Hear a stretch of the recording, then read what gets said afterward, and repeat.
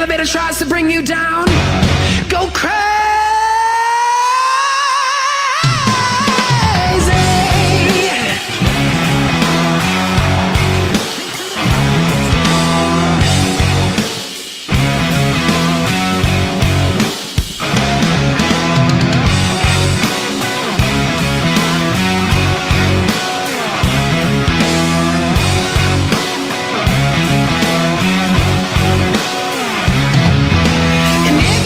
Still with it, fire scores! Take a listen.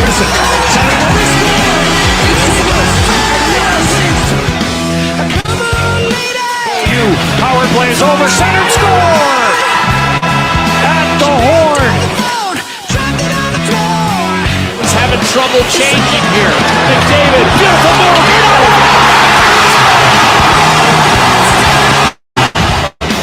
Let's go crazy. Let's get nuts. We'll search for the purple banana before they burn us in the truck.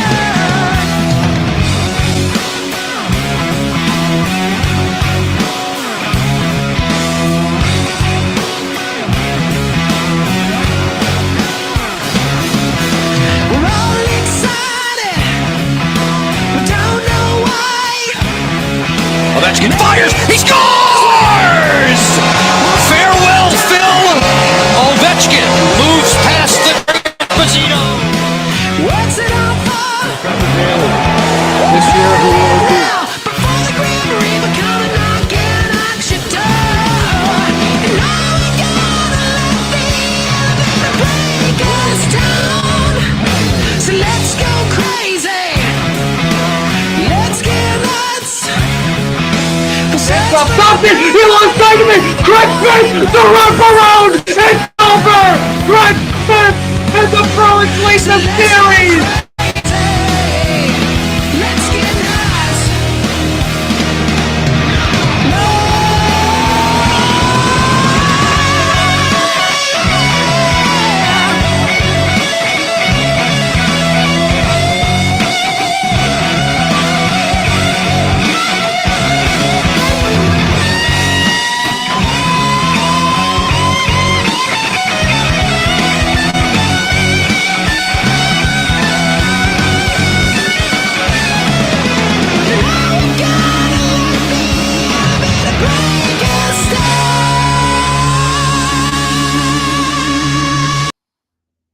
Hello everybody, I'm Grant Fluff from Fletcher Sports Zone. Welcome to Season 5, Episode 10 of the Power Skate Show, where me, Alex, and a special guest will be broadcasting Game 4 of the Stanley Cup Finals between the Colorado Avalanche and the Tampa Bay Lightning. We'll be recapping the entire playoffs, all the new coaching changes, any huge contract news. We have a bunch of nostalgias to cover. It's been a month and a half since the last time we have filmed. I am now a high school graduate. Our guest is now a high school graduate. Alex is now a senior in high school. So, yes, we have been incredibly busy, but we are back for a Stanley Cup Finals live commentary. And without further ado, let's introduce Alex Stossel. Guess who's back? Back again. Power Skate's back. Tell a friend. Guess who's back? Guess who's back? Yeah. What's up, guys? How you guys doing today? Season 5, episode 10 of your favorite sit back and relax podcast, the Power Skate Show. If you guys could tell at the ticker, we've renamed our Instagram because lots of Power Skate users, eh? But anywho, we're going to make it clear, this is the official Power Skate Show. Yes. And not that fraud who we shall not name. And also, two things. If you guys, well, one thing. If you guys want to be affiliated with us, since we're like a top business thing, reach us out to make that simple and easy. And yes. And, oh wait, judges? Oh, special guest is here? Oh, ladies and gentlemen, Sean Gilman! Yo, Hey. it's good, guys. Glad to have you back, Sean, as always. Great to be back. Yeah, when's the last time, Sean, you may ask? Probably the 2021 Stanley Cup playoffs. But anyway, we're glad to have you back. It's been that long? We did It's that. been that long? That's ridiculously long. Now, the last time I was here was when we did that Power Skate Yahoo Fantasy Sports Draft. Oh, yeah, I forgot about that. I forgot we did that. All right, well, anyway, do you guys want some Power Skate news to start off? Well, And we got a fun first topic to begin our little recap, because if you don't know, our last episode was 2 hours before the Bruins and Hurricanes played in Game 7. yes, and we apologize that we're going to talk about some old news, but we might as well have to. Let's see. Hurricanes defeat the Bruins. Brass Bonanza. All right. One of the sadder times I'll get to hear Brass Bonanza, unfortunately. Mhm. Man, So, yeah. What a series, though. How could the Hurricanes not win a game on the road? Well, that was a question. You could ask the same thing. Why can't the Bruins win on the road? And that was the issue. Boston knew heading into this series, if you win a one road game, you can win the series. And just was not the case. Lost in Game 7, and, well, here you are. Eliminated in the first round for the first time since 2016. Rough. Mhm. All right, what's next on your agenda? All right, next up, got Tampa Bay beating Toronto in Game 7. Nick Paul scored both goals in that one. The Maple Leafs have still not made out of the first round since 2004. Yeah, and I don't see no end in sight with that. I mean, 2021, I really thought they were going to pull it off. This year, I was pulling for them to do it. Because mainly for the fact that they were facing the Lightning, and I didn't want to see the Lightning keep going on and on. Mhm. All right, Yeah, next, I and just think Tampa's here, so Tampa's here in the Stanley Cup Final, so. Yep. You know what? They made it this far, and you know what? You got to give Tampa Bay credit for making the finals for sure. And but this was Toronto's year. I mean, you finally, after all these Game 7s, it finally felt like this was the one. But the issue was when they were up 3-2, and you lose Game 6. That was when you slowly realize, oh no, this is just we've seen the story way too many times. Whether it's against Boston, Montreal, Tampa Bay, we've seen this story before. There is no way we're winning this series, even with home ice, with a full capacity crowd, unlike last year against Montreal. We're able to have fans in the arena, and you still only had the one goal. Now I know the whole controversy is, did John Tavares score that first goal that got called back? It was a weak penalty, but with that being said, even with that goal getting called back, I felt like Toronto still had their chances, and they still ended up losing in the end. Yeah. And if you can tell by my comment, 1967. 1967. 1967. There we go. All right, let me guess what's next. My new jersey that I'm gonna wear for next year. Well, yes, that is on the list. But first, the other game 7, Edmonton beating Los Angeles 2-0. It was a good season for the Kings. I mean, you kind of sense that the offense just went quiet the last 2 games of that series. Once Edmonton was up 1-0, I kind of just sensed they were going to go ahead and win it. You know, it was a pretty good series, and for the Kings, you should definitely keep your heads high. And for Edmonton, well, you made it out of the first round for the first time since 2017, so nothing to be embarrassed for there for either team. Yeah. All right, next up, we had our last game 7 on Terry Panarin in overtime. Rangers defeat the Penguins 4-3. That was a wild game because New York led the first. They were leading primarily throughout the first 2 periods. Pittsburgh tied it with, I think it was 5 minutes left in the third. And I truly thought Pittsburgh was going to end up winning that game after that. But no, Rangers put together a pretty significantly great overtime. They kept the puck for the majority of those 5 minutes. And then when Panarin scored, they were able to make the second round for the first time since when? 2015, I believe? Very good job for the Rangers. Yeah, the Rangers had a great first round. Yeah, no, they had a great first round. Rangers Penguins, I felt, was probably the best round of the entire first. Was probably the best series from the first round. Yeah. At least entertainment wise, Rangers Penguins is always a great rivalry. All right, next. Next up.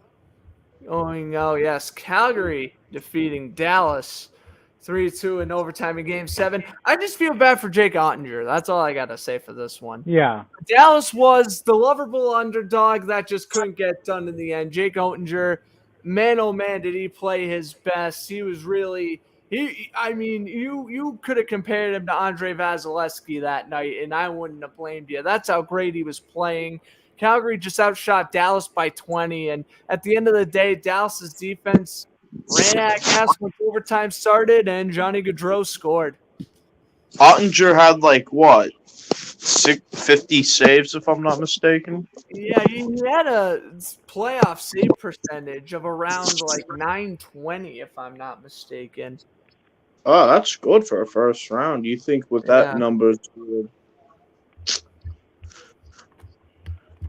Yeah. Next up, the Islanders promote. Wait, hold on. I almost forgot. You should have let me know, Grant. First crickets of the night. This? Okay. Here's the reason why that decided to pull off the crickets. You fired Barry Trotz. Here's my issue. Yes, I understand that y'all missed the playoffs because we know why. And of course, there's that chance he could go to the Bruins, or most likely he'll go to Winnipeg.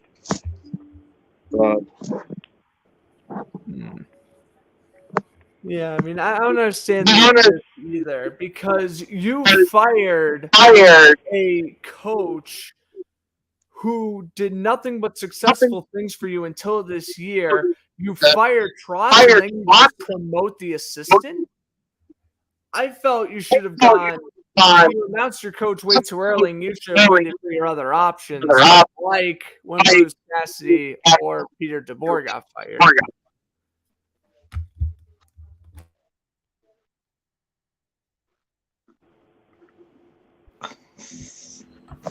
Yeah. What do you guys think?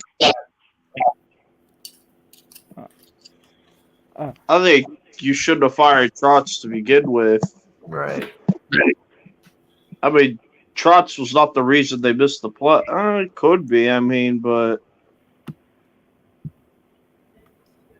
leaning towards no on that. The team that started had no offense. 2 games of the season was on the road. Hey, Sean, I think you're echoing. Sean's echoing. Hold up.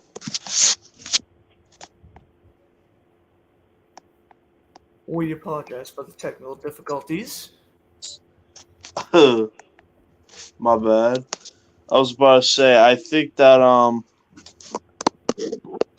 there was really, I thought the offense would be more threatening this season from the Islanders. It felt like most days it was just Brock Nelson or Matt Barzal.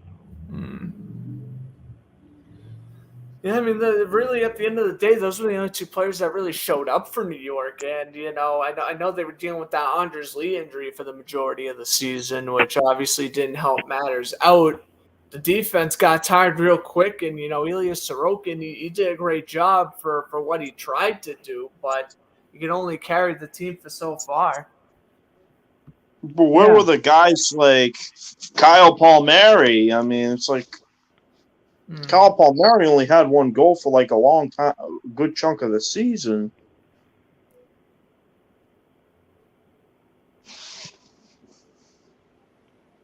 I think we can go to the next topic.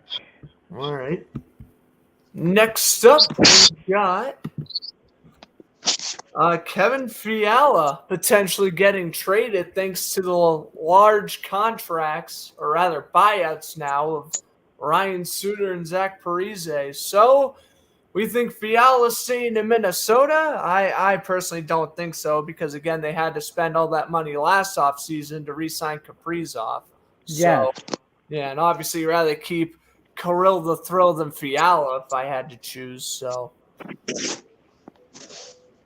yeah, the Kaprizov over Fiala, if you guys ask us.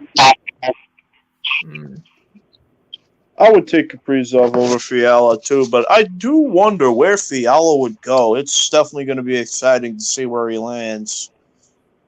one of the better wingers going to be on the market this offseason. The question is, does he go to a contender or does he kind of follow the money to a mediocre team? I mean, you could definitely make an argument that someone like Toronto could go after him, a team that's willing to go all in on that win now mode. Maybe a team like the Kings or the Oilers as well could be other suitors. Or Detroit. Columbus and New Jersey go after him as well, a team that's maybe not in playoff contention, but since they're a couple years away, they may be able to go for it and target him. I'd want to see the Devil.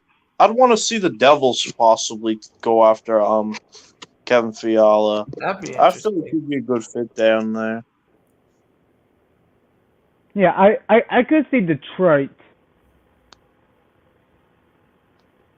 Detroit's another team that's right there. Young team, could use someone like Fiala on the first line. Detroit's not a bad guess. Yeah. I feel like Steve Yzerman would definitely make it happen. True.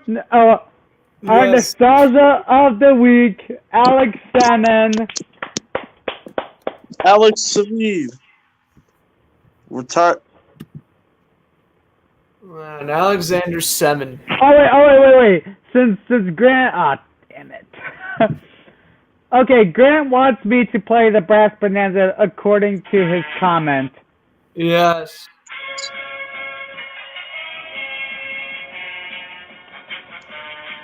Alright, he gets 5 seconds of it. I mean, he was just as important as he was on Carolina, just like in Washington. He was that reliable second-line right winger that always performed decently in the regular season and didn't completely get shut out in the playoffs. This was a guy who was consistent in every way of the word. Yeah. I did not know he was playing in the KHL until this year, though. I think that's crazy. He last played with Montreal in 2015, which I think is crazy to think about. But, well, time flies, and Alex Semin officially retires at age 38. Not our only nostalgia, but one of our ones that we definitely didn't want to disclude. All right, we'll move on to our next one. The Predators re-signing head coach John Haynes to a 2-year deal. John Hines. John Hines, not John Haynes. I don't know. Hines is a weird coach, in my opinion. He was terrible in New Jersey. He hasn't done necessarily terrible in Nashville. I mean, when Hines was hired, he was supposed to fix the power play. And granted, Nashville's power play still isn't great, but at least it's significantly better than what it once was. So I give him the benefit of the doubt there. Nashville's still in that, what do you do? Do you rebuild with your current core? Do you try to make a run? Obviously, they made the playoffs this year, got swept by Colorado. What do you do now if you're Nashville? Okay, you want to keep the same coaching core. You know that UC Saros is going to be a fantastic goalie for the future, but you still need to improve, I feel, on the bottom six. And I know Tanner Janot had a great rookie year, but again, other than that, third and fourth line for the most part was relatively quiet. And depth scoring is going to be an issue this offseason, or going to be a focus for Nashville this offseason, I feel. Yeah. Yeah. I feel like with Hines, it was like he turned around the Predators in the second half of 2021, and it's been good ever since. Like, there was talks that they were going to trade Ekholm. I was hoping that, the Bruins would cash in on Ekholm, but then the Nashville Predators caught fire, were able to catch fourth. And they were tough. Like, you say Saros was tough. Too bad he got injured. I feel like the Preds would have made the second round if they had Saros, or, would have fought Colorado harder. I would say making the second round may have been a stretch, but not getting swept definitely would. At least, okay, you're right. Maybe like Avs in 6 or 7. Yeah. Maybe Saros would have carried. I don't know. Connor Ingram didn't play terrible considering the circumstances, but yeah. Dave Rittich, you might as well just buy him out of his contract. He was not good when the playoffs came around. Moving on, Penguins re-signed right winger Brian Rust to a 6-year deal worth $31.2 million.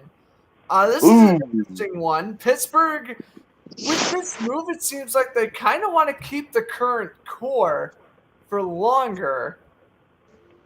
He had 58 points in 60 games this season. At least that was in the regular season. I know in the playoffs he wasn't doing a whole lot. Yeah, he actually did. Wow, he did great in the playoffs. Never mind. He had 8 points in 7 games, 6 assists. Guy was an assist machine in the playoffs. I think it was worthy of a contract anyway. He's been the first-line right winger there for a couple of seasons now. He earned his payday. Yeah. And before we move on, the players are now taking onto the ice for Game 4 of the Stanley Cup Final. Yep, Lightning just came out. Yep. And we will get to as many news as we can with the following of tonight's game. So bear with us as we move forward.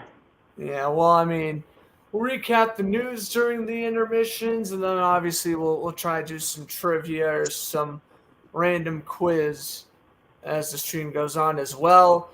All right, Jordan Binnington, he was going to miss the remainder of the second round against the Avalanche due to a lower body injury after a collision with Nazem Kadri. And what do we think would have happened in this series if Binnington didn't get injured? We still think Avs in 6? Avalanche have had the St. Louis Blues number. Mm-hmm. Yeah, I would agree there. I think even if Binnington did play, I still think the Avs would have won in 6, regardless, which was the original series outcome. So, I know Blues fans were very frustrated with what occurred in the injury and whatnot. First off, I can say Nazem Kadri, he's a dirty player, but in that specific moment, he actually, for once in his career, did not make a dirty play. And I felt so bad for Nazem Kadri when everyone in Blues Nation was harping him on social media. Oh, he purposely ran to the goalie. It was Chris Kreider hitting Carey Price all over again. At the end of the day, you with or without Binnington, I still think St. Louis loses in 6. You both agree with me on that as well. So yeah. It's just, and speaking of Kadri, he makes his return. Because like, By the way, the following game, which I believe was Game 4, Nazem Kadri ended up scoring a hat trick. yes. I didn't save that post, but we did post that, and Kadri did score a hat trick the following game. So a little bit of karma for those not great Blues fans that were trolling Kadri on social media, to put it politely. All right, they're about to begin the national anthem, but one last topic before the game starts. We're gonna Hold on. Crickets.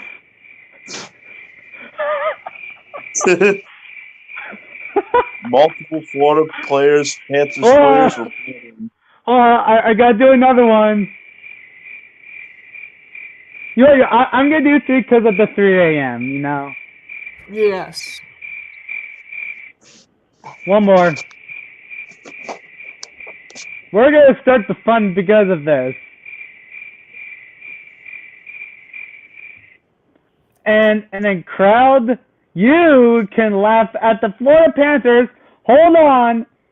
They're sweeping for getting swept with a few hours before Game 4. 17 hours later, they partied at the Tampa strip club. Oh my God. I mean, how? I mean, again, it has not been confirmed if the rumor is true or not. Although most signs point to it being true. And yeah, the fact you just get eliminated the next night is just so funny, I think. You know, the media is going to post whatever they want to, but at the end of the day, in a moment like that where the team just given up, Jonathan Huberdeau gives a smarty remark to the media during the Game 3 post-game press conference.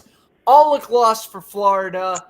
And then in Game 4, they lose 2-0. Don't even score a goal. Poor Sergei Bobrovsky, man. He worked so hard to finally get back to the second round of the playoffs for the first time since he was with Columbus in 2019. Which that should not happen. Silent. The offense absolutely silent. You couldn't find Alexander Barkov on the side of a milk carton. That's how lost he was. Playoff Bobby, and then and then of course they had some bad luck, like Ross Colton scoring a goal with 3 seconds left. Oh yeah, that was. I think that was the true killer. Granted, it was Game 2, but I think that really ended the series. I think Florida just gave up after that. But anyway, we are about to get Game 4 underway. You guys want me to start with the play-by-play? Please do. All right, Andrei Vasilevsky getting the start for Game 3. Allowed 11 goals in Colorado, but only 2 on Monday night. Darcy Kemper getting the start for the Avalanche before he was pulled in the third period for Pavel Francouz as we are underway from Amalie Arena. Game 4, Avs lead the series 2-1. Will Colorado lift the cup in our next meeting, or will the Lightning force a series tie heading back into the Ball Arena? Well, to be determined there as Sarnik finds McDonough. Shot save, Kemper, loose puck. Brendan Hagel couldn't get it in, and that shot by Sarnik saved, and a goal! Kemper's helmet fell off on the doorstep. It looks like that might have been Ross Colton, and it's 1-0 Lightning. I think Scored. Anthony Cirelli scored. Yeah, I think from the replay, as I'm looking, his helmet got flipped off first before the puck went in. So I think that's goaltender interference. Yeah, I thought so as well. Oh, yeah, that's going to be goaltender interference. They have to call that back. They resumed. Oh, yes, Cirelli's stick before knocking the puck in the goal, and interferes with the helmet of Kemper. Oh, no way this counts. He was playing for at least 2 seconds without a helmet. They have to call it back. Oh, it looks like they're letting it go. Wow. Huh? Yes, they are. Wow. Cirelli's third of the playoffs. Wow. Oh, man. I got to be honest. Games 1 and 2, it didn't seem like the refs were that bad, but even in game 3, they Oh. weren't terrible, but I don't know. Game 4, ooh, Yo, this is like Nola Chari memories, bro. Like, oh my goodness. We do not mention game 5 of the 2019 Stanley Cup Finals here. Kemper stops his second shot on goal. Yeah, I mean, again, Cirelli, before he scores, his stick knocks the helmet off of Kemper right when he gives up the rebound. I don't know how that counts. That's clearly goalie interference. Unless, yeah, I mean, there wasn't even a Colorado player near Kemper. There's one thing if an Avalanche player knocks the helmet off the goalie, but definitely not a Lightning player. McDonough's shot's blocked. Well, Colorado, I mean, the only good thing for Colorado is that goal happened so early. They have a long time to try to come back from it. But that's the only positive thing I can say right now. I think we all three think that was a missed call on the officials. But we'll see if it'll play a difference later on, as that shot was blocked by Alexander Newhook and the Lightning cleared out to center. yeah, Kemper just has to maintain his calm poise, not get too mad at the refs. He's now allowed 6 goals in about 45-ish minutes playing in Tampa Bay. That's not exactly fantastic. Puck played around, and Tampa Bay can't clear. Colorado's shot's blocked in the corner down low. And our referees for tonight is Wes McCauley and Kelly Sutherland. One of our two favorite referees. And linesman is Steve Barton, not the guy who you're thinking, and Keel Murchison is on the ice. Wes and McCall, nothing. Ooh. And Chris Rooney and Brad Kovacic are the standbys, meaning that they are pretty much the emergency referees. Lightning are 9-2 in the playoffs when scoring first, and thank you, Alex, for announcing the officials, because I did not know who was officiating this game. Rantanen's backhander saved by Vasilevsky. Avalanche get it back. Pass over to the left wing side. Down low, Gabriel Landeskog leaves it for Nathan McKinnon. McKinnon back over to the blue line. D to D, Cale Makar. Goes on in, a shot. That one's blocked, and Tampa Bay will clear. And the puck will bounce off the boards. Icing is called as McKinnon touches.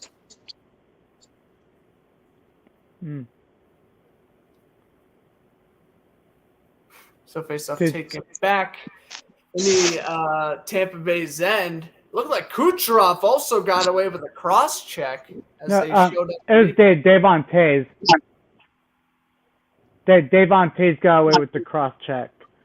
They both did, I think. Well, the refs being kind of equal.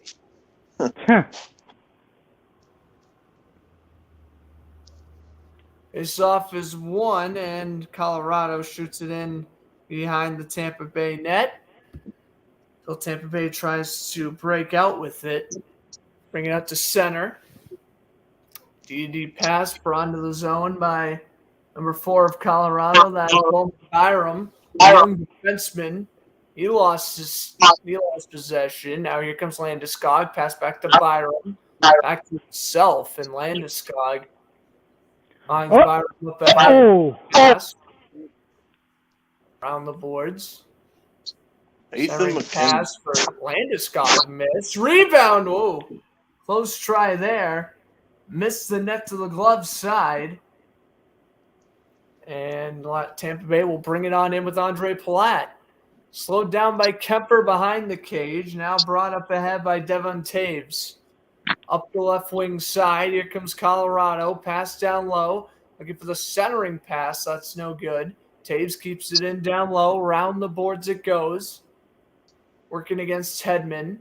Pass off the boards. Byram down low. Byram shot. That one's blocked, and Tampa Bay will clear it out to center and back into Colorado's end. Taves has it behind the net. We are 4.5 minutes into this one. 1-0 Tampa Bay off the goal by Anthony Cirelli. I'm already 5 minutes into the game. Wow, actually? Yeah. Am I behind or something? Yeah, Yeah. you are way behind. Oh Yeah, no! Nathan McKinnon has attempted 32 shots, only 14 on goal, and has yet to score a goal in the Cup Finals. Will he score one today? Hey Grant, is if I can do play-by-play if you want, since I'm like way ahead. Yeah, that's fine. That's so weird. Usually, all right. Alex can take it away then. I don't wanna be so behind that it'll confuse the audience. So Yes. go Yeah, ahead, Alex. All right, we got Bowen Byron with the puck, and he dumps one in. Now Vasilevsky and McKinnon is intervening. Now the Lightning have possession. Anthony Cirelli is intercepted by Bowen Byram. Now Tampa with possession. Chernak, that's to Cirelli. Good stick attempt on Alex Killorn trying to deflect one in. Now Cale Makar, who won the Norris Trophy last night. We will get to that later on tonight. Nikita Kucherov with the puck. Now, probably Jan Ruta have possession. Now Darcy Kemper. Now the Avalanche with possession, and that one clears.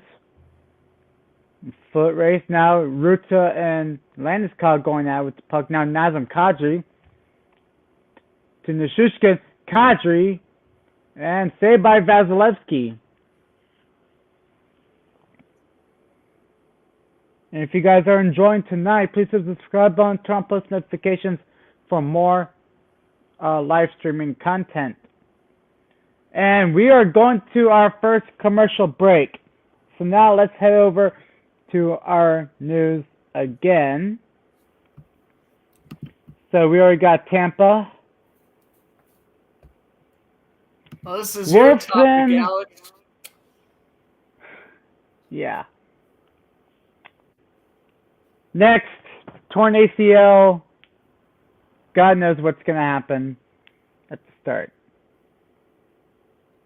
It was wicked unfortunate there with the injury, but But don't worry, we got more that I'm going to suffer. yes, the Capitals they have suffered a lot of injuries. You lose a huge power forward in Tom Wilson. Oh, Connor McDavid have burned the Saddle Dome.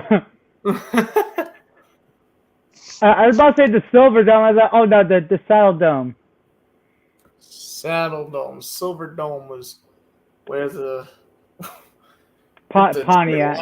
used to play, but yeah, the Saddle Dome burned to ashes by the oil because their father Connor McDavid scored in overtime.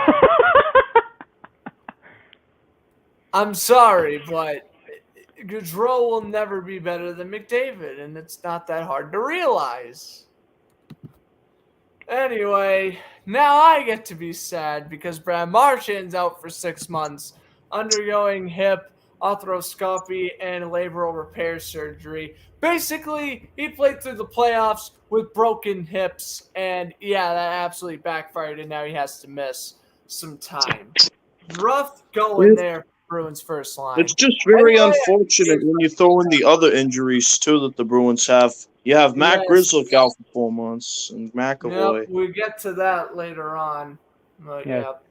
Now we're back from commercial break. Avalanche won the draw. Devon Tays with the puck. We will get back to the whole entire news when we come back from commercial break, or on commercial break or intermission. Now Colorado with possession. The Lightning still leads 1-0. And puck stops.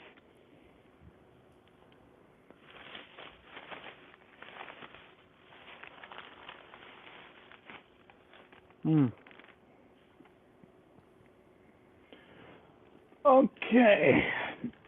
13:36 left to go in the first period, ladies and gentlemen.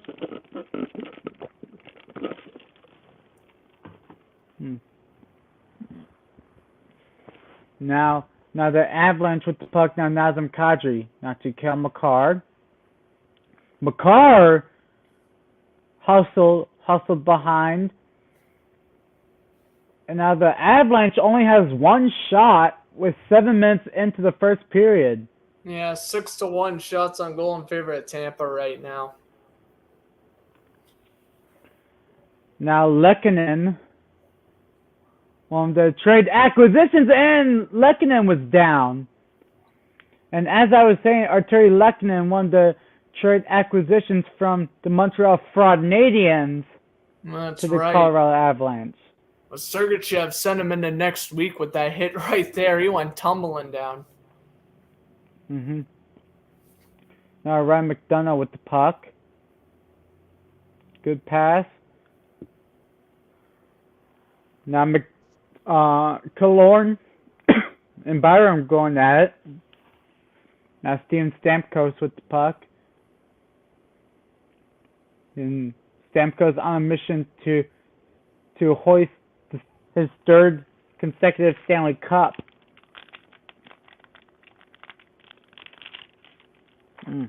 I wouldn't want to play. Well, at least Colorado, with that Lehkonen chance, are able to get their second shot on goal. Doesn't mean much right now, though.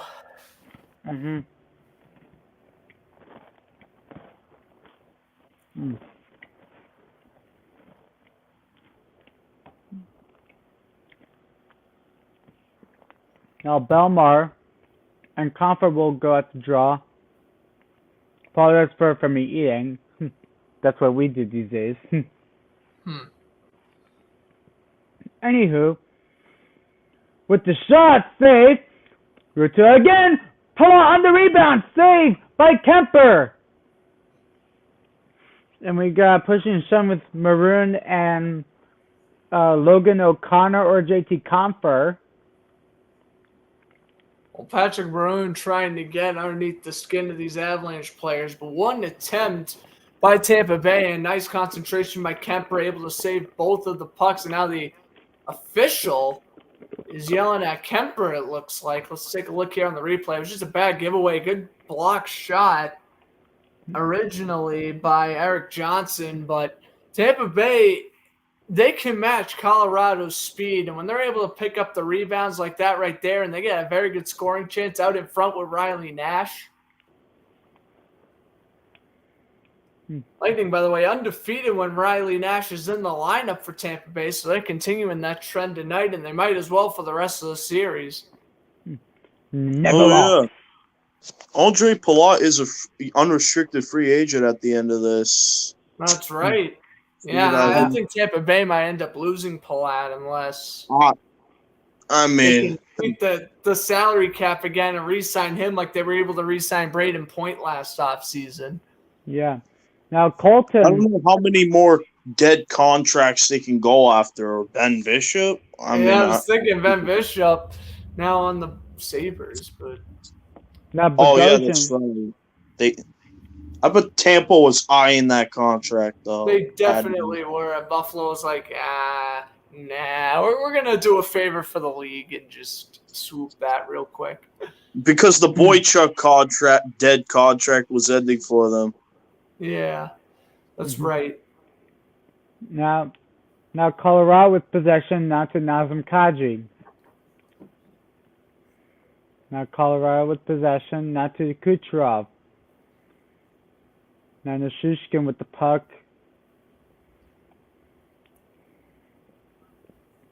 Now the Lightning will have it now.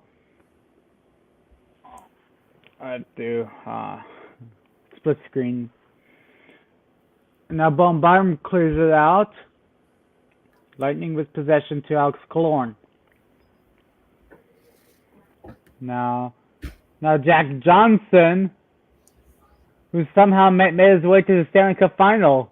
He has drunkenly stumbled into signing a contract with the Avalanche and somehow not being buried in the AHL right now. Mm-hmm. And Zach Bogosian, same rules apply for him on Tampa Bay.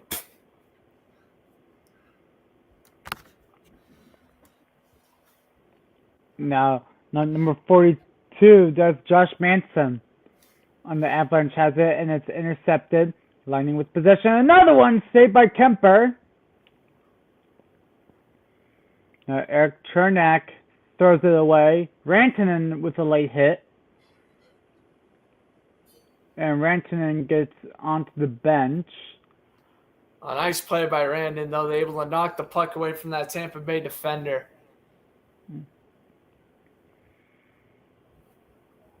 Now Bowen Byram with the puck. Byram. Now to Logan O'Connor. Toe drag from Pat Maroon. Now Ruda, good block shot by Nishushkin. Or Newhook. It was Newhook. Oh, look at this steal. Now Byram with the puck. Takes a shot. Copper lost it. Now Byram has it. Try to make this play go onside. Yeah, Comfort tried to just tip it in blocker side on Vasilevsky, but it was just a great read by the goalie. And Colorado and the has puck, done where's the puck? something. Now Davon Tays. Now Tays taking his time, looking. Hedman. Now the Avalanche still have possession. Ice hockey memes, how's it going? Now Davon Tays. Now Darren Helm with by the puck. after, well, I think she had an exam today or something. She's been busy, but finding time for number one podcast. I like it. Good Yeah. evening, hockey memes. The CEO of the future Power Skate, Paige Nash, no good, saved by Kemper. Now Josh Manson, Killorn. I mean, to be fair, Now, though, Mika- Riley Nash having that defensive awareness, that's why you keep him in on the fourth line for plays like that. Great defensive awareness. Yeah. Now Bombarm lost it. Now Eric Chernak. Chernak saved by Kemper, and puck is out of play. And we will go to our second commercial break. Now let's go. If you guys enjoying it, please hit the subscribe button for more content. Now, what's next, Grant? What's next All on the right. agenda?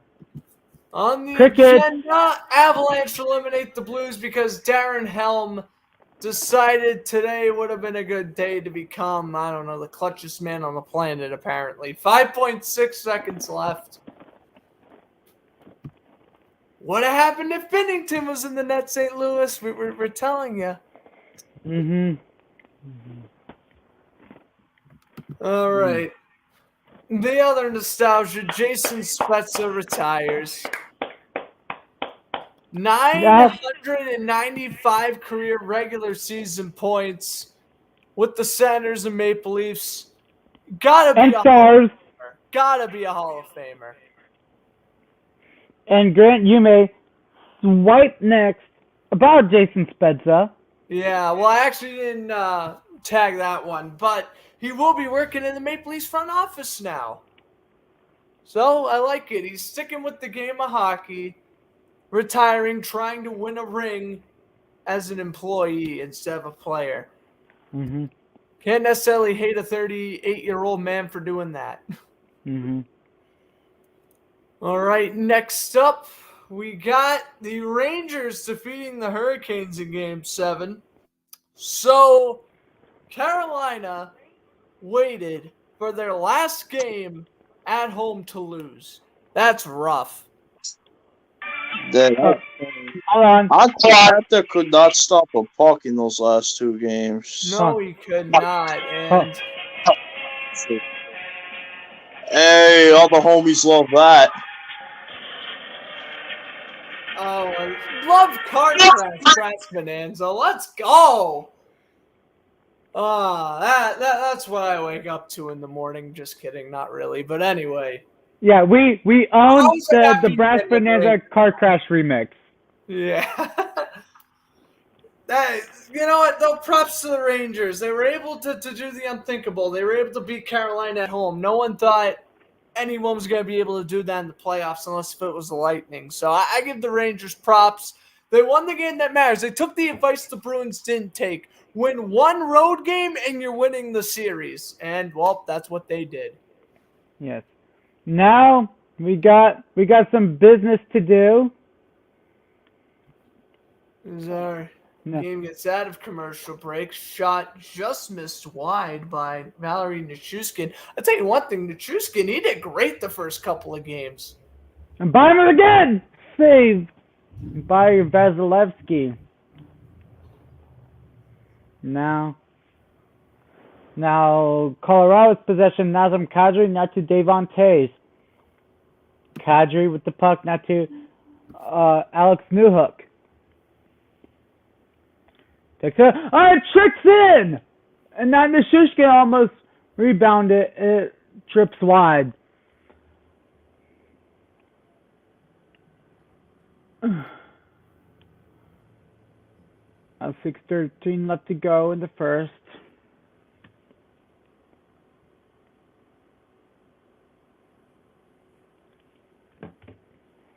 Now 6 minutes left to go. 12 minutes into the game.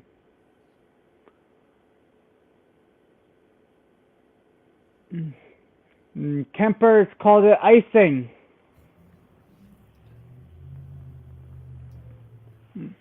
Should have kept the puck in Tampa Bay's end there. I mean, he was at the blue line, Devon Taves. Puck just trickled by him, and down the rink it went.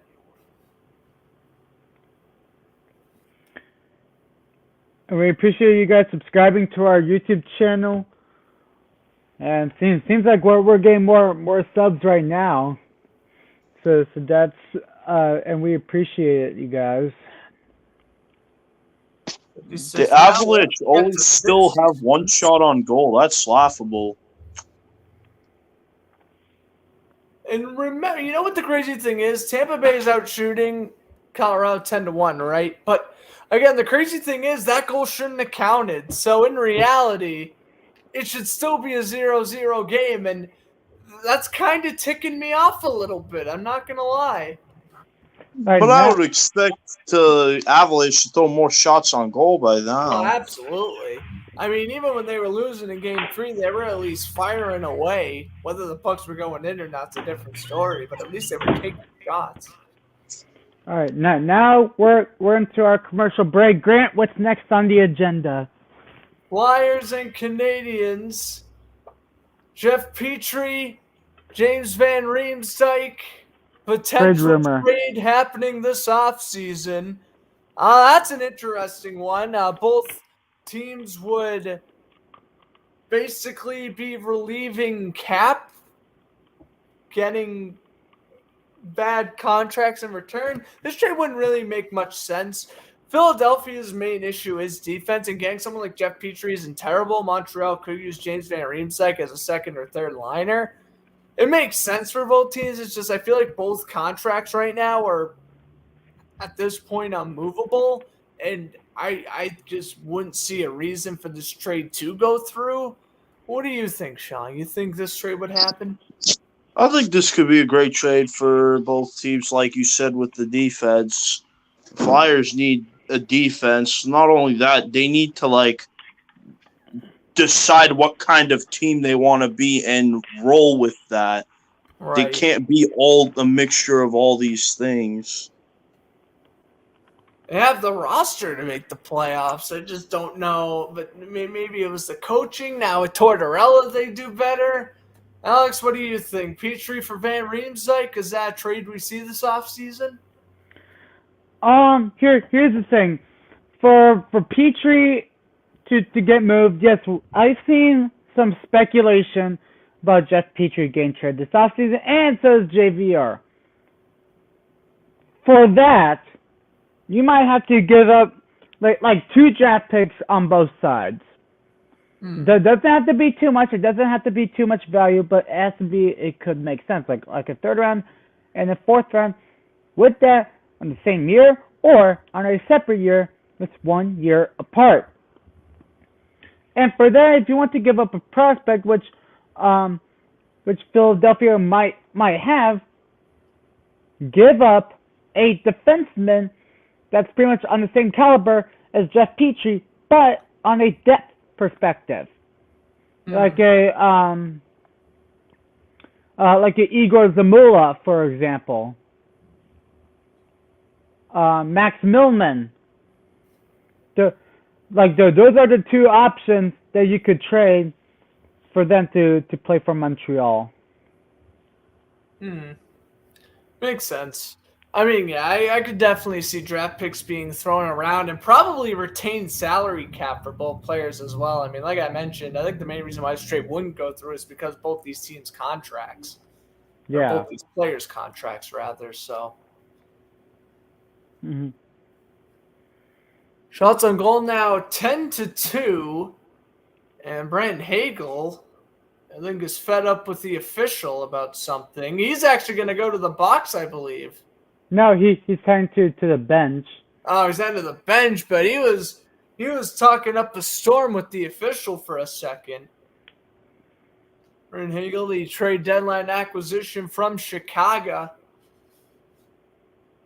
It's a good old Boston accent right there. When saying Chicago. Yeah, I noticed that. Sometimes I let my Boston accent slip on camera. Only sometimes. On a good day. Yeah.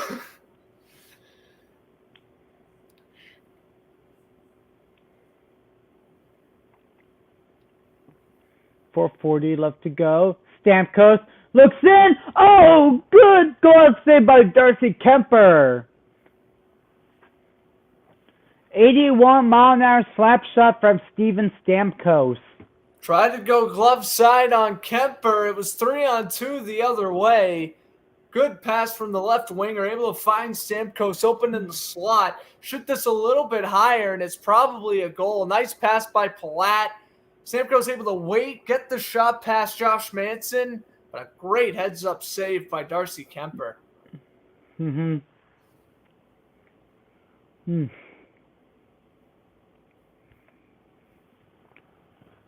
Oof.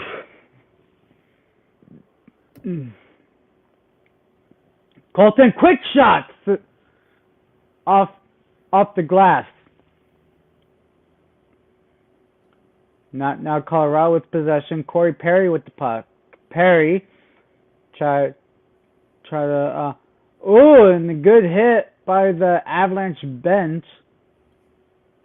Located at the Avalanche bench. Now Jack Johnson with the puck.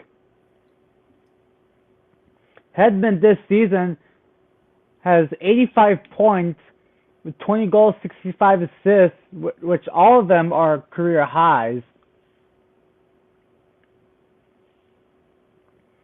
Now Bowen Byram with the puck. Gives it a go. Intercepted by Belmar. Maroon takes a slap shot. Bogosian. No good. Bogosian tries to angle it through. Now Riley Nash with the puck. Now Bowen Byram. Good hit. Now Nash. Tampa Bay was hitting a lot of their passes for a second there. Now Bogosian shoots, saved by Kemper. Not to Riley Nash. 38 seconds on their own zone. Nash again! Rebound save by Kemper. And puck stops. We have a penalty. Tampa Bay was in Colorado's zone for 43 seconds before the stoppage. Wow, this offense is really starting to click for Tampa Bay. Like I mentioned, their passing game has been on point. And now we have an interference call against Colorado, so they're going to go straight to the power play. We also want to thank our longtime subscriber, Nick, for stopping by. Yes.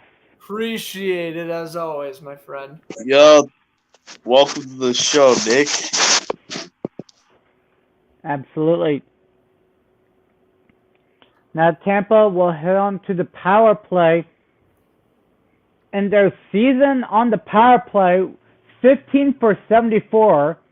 No, it was 8th in the NHL for the playoffs, 15 for 74, 20% on the power play. So the Lightning won the draw, had men with the puck. Hedman taking a long pass to Kucherov. Kucherov takes a shot, rebound, save by Kemper. As a good rebound opportunity by Andre Palat. Kucherov. Oh, yeah, that was Checking. a great shot by Platt. Second, Terrible. Stamkos rebound. walking in, save by Kemper. And the Avalanche has possession. 2-on-2. Takes another one, McCarr takes a slap shot, no good. 85 miles per hour. And Colorado will take the line change. Now This Victor is kind of Hedman when with the puck. Colorado is constantly dominating the power play at home. Tampa Bay is taking that advantage. Mm-hmm. Constant attacking zone. Now time. Nishushkin taking his time. Now Tampa with possession. Now it's a 2-on-2 opportunity. Kucherov still onside. Killorn, where's the puck? Off the boards, and the puck is still in play. And a foot race between Andrew Cogliano and Nick Paul. 35 seconds left to go on the Lightning power play. Vasilevsky almost let it go. Now Ross Colton with the puck, 30 seconds remaining. Lightning with possession. Now Colorado in the other way. 2-on-3. Oh, puck let it in, but the puck is still in play. Now Nick Paul. Killorn, saved by Kemper. 8 seconds left to go on the power play with 1:10 left to go in the first period. Riley Nash, I think, is doing more than we all expected him to do. Look at him get a backhand shot on goal there on the power play.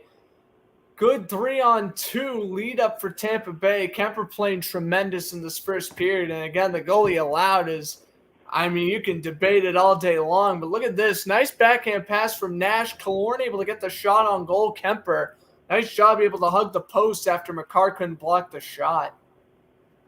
Mm-hmm. Now Chernak with the puck. Palat. And the Colorado Avalanche have killed their first penalty kill of the night. Now we're under a minute to go in the first period. Palat with the puck. Or Brendan Hagel. Now Nathan McKinnon with a good try. And Cirelli, Kemper off the crease. Now 33 seconds left to go in the first period. Now Cirelli, no trip. Now Bowen Byram, while the puck in Tampa's going to go on a line change. McKinnon, he tripped, so there will be no call.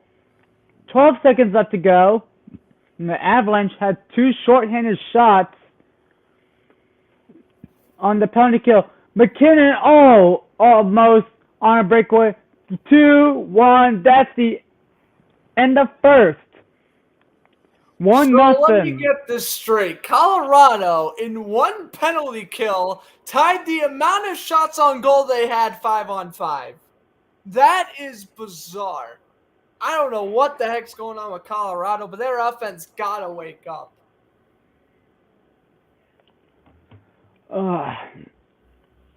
All right, so I guess we can just immediately head over to the news. So what's next after this rumor? All right. Next up, we have Martin St. Louis being the new full-time Canadiens head coach for 3 years. That's a dub. It is a dub. Yeah, Montreal finished the worst team in the league. Well, guess what? He took over after they were like 15 games below 500. No doubt he's going to have a terrible record. But as long as Montreal drafts Shane Wright and convince Carey Price to not retire, they might be able to finish ahead of Ottawa and Buffalo next year. I do think, listen, them making the Cup Finals last year was a fluke. But I also think them being the absolute worst team in the league is also a fluke. I don't know how to explain. I don't think Montreal's going to necessarily be great next year, but they're going to be way better than what they were. Martin St. Louis, I think, has gained a lot of respect from the players. Something that I think Ducharme lost pretty much right after they lost the finals. St. Louis, he retired back in, what was that? I think 2015. He's a well-respected player. He grew up in Canada, growing up loving the Montreal Canadiens. He has the passion to coach this team, and I think he's going to be a great locker room leader as a coach and as a former player perspective. Yeah. Would you guys agree with that, Sean? Oh, yeah, absolutely. Oh, yeah. I mean, it felt like the team had no fight at all. It felt like you could just go into Montreal and, score 6 or 7 goals and then leave. It felt like a stat pad night until Marty St. Louis came around. It felt like the team actually fought back. Like, if you look at the last 2 Bruins-Habs games of the season, the Habs put up a fight. That's right. It wasn't like that game back in January where Marchand had a hat trick and they won, 5-1? Or both McAvoy and Coyle scored 2 goals. That's right. Yeah, I mean, Montreal, they were doing terrible, and St. Louis done an all right job. It's just they were so far behind in the standings by the time St. Louis came around. You really couldn't see improvements unless you actually watched their games. Flames head coach Daryl Sutter wins the Jack Adams Award for Coach of the Year. I mean, Yes. you finish 50-21-11 and you make your first second-round appearance since 2015. Round of applause. That's my second coach. I like Dale Sutter. I respect him a lot with the Kings. He obviously coached the Flames to the 2004 Stanley Cup Finals way back when. He's a good coach, and he's still a very good coach. I know he may not be, a coach in the league after another 2 or 3 years, but I think for right now, if Calgary can just win 1 cup under Sutter, I think it'll be a success. Will they? I doubt it, but if they can at least continue to make the playoffs, it's something rather than just finishing in 9th place in the Western Conference every year, which is what they were doing before they hired Sutter for the most part. So, Yeah. this. Uh-oh. Hey, Grant, dude, Oh, boy. can the crickets kick in? Most certainly. Oh, wait. Oh, wrong one.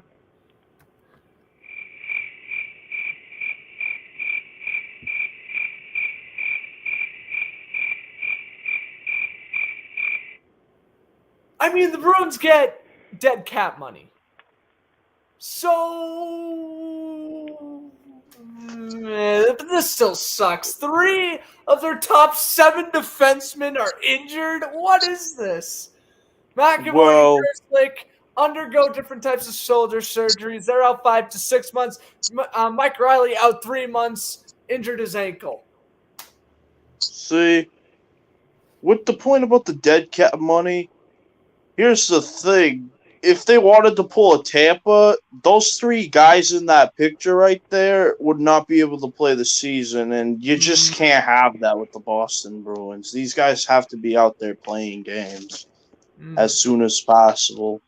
I mean, maybe you can send Riley because he's at least replaceable, but yeah, McAvoy and Grzelcyk aren't replaceable. So your first line D pairing is looking like Carlo and Lindholm, which isn't bad, but oh my god, it is terrible after that. I mean, Forbot's going to be playing second line minutes. That's who's Zaboral? I don't know if I like that being the second pairing. The Bruins should just go out and sign a bunch of depth defensemen in free agency. That's what I would personally do. I'm gonna make a speculation, which I'm gonna post first. According to Alex Stossel, I think since the Bruins are having trouble with their defense, I think that they should sign Paul LeDuc to the Boston Bruins and be like their mid to bottom pair defenseman. For Paul LeDuc, he played for the Bridgeport Islanders and played a little bit for the New York Islanders, I think 13 games. So you can have a fresh pace of the Bruins, and then Paul LeDuc can be a help out defenseman like he has been. Yep.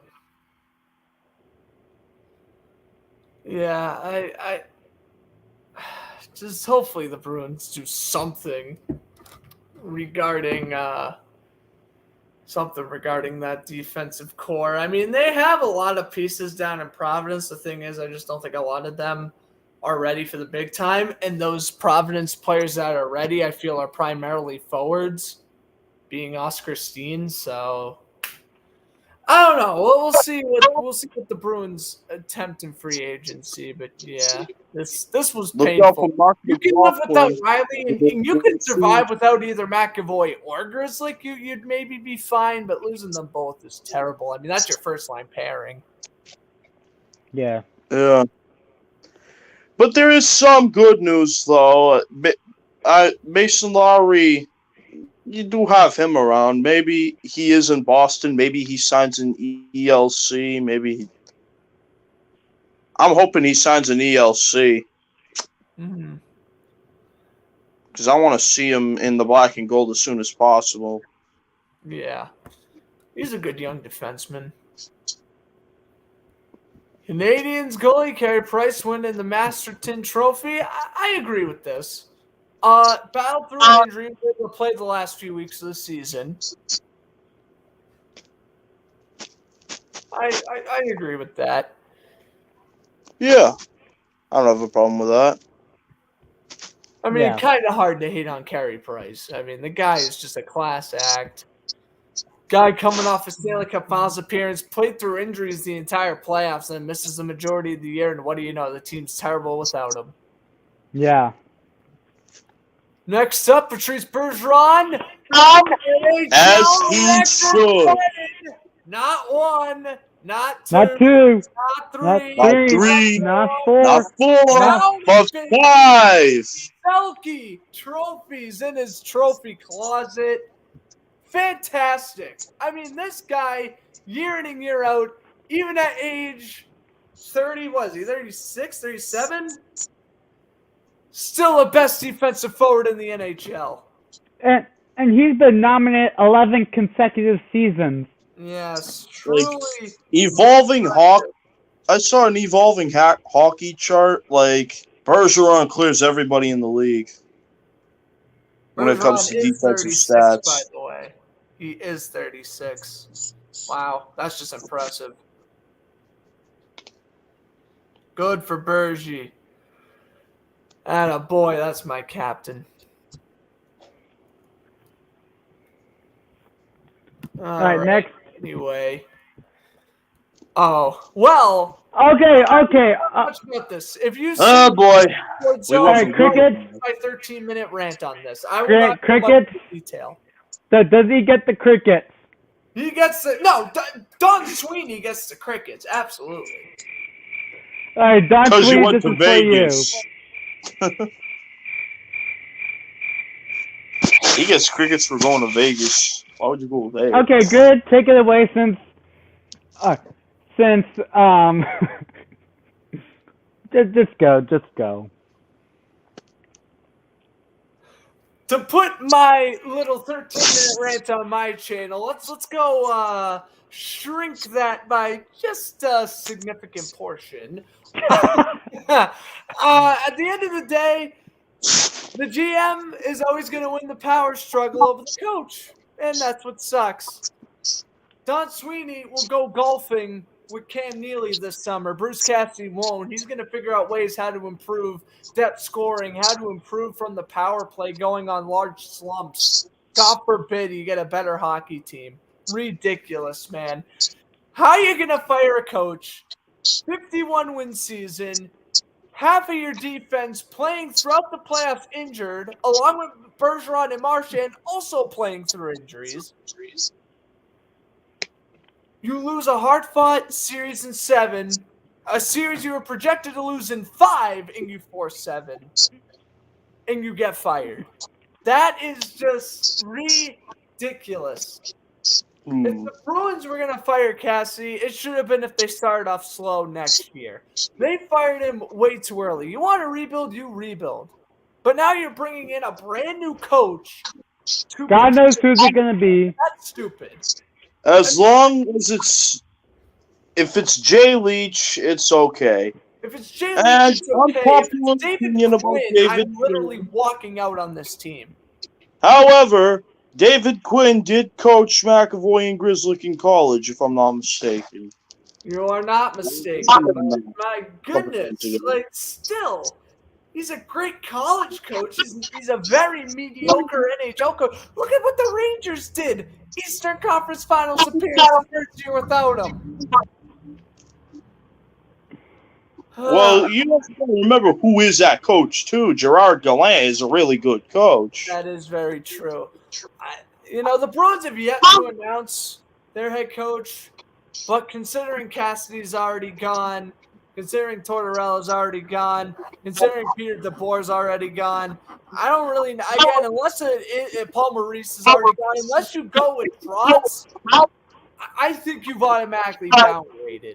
Even if you do get Jay Leach, which probably would be the best go for the Bruins right now, as he was a former assistant with the Bruins in the Cassidy-Julian era. He was the assistant for the Kraken this year.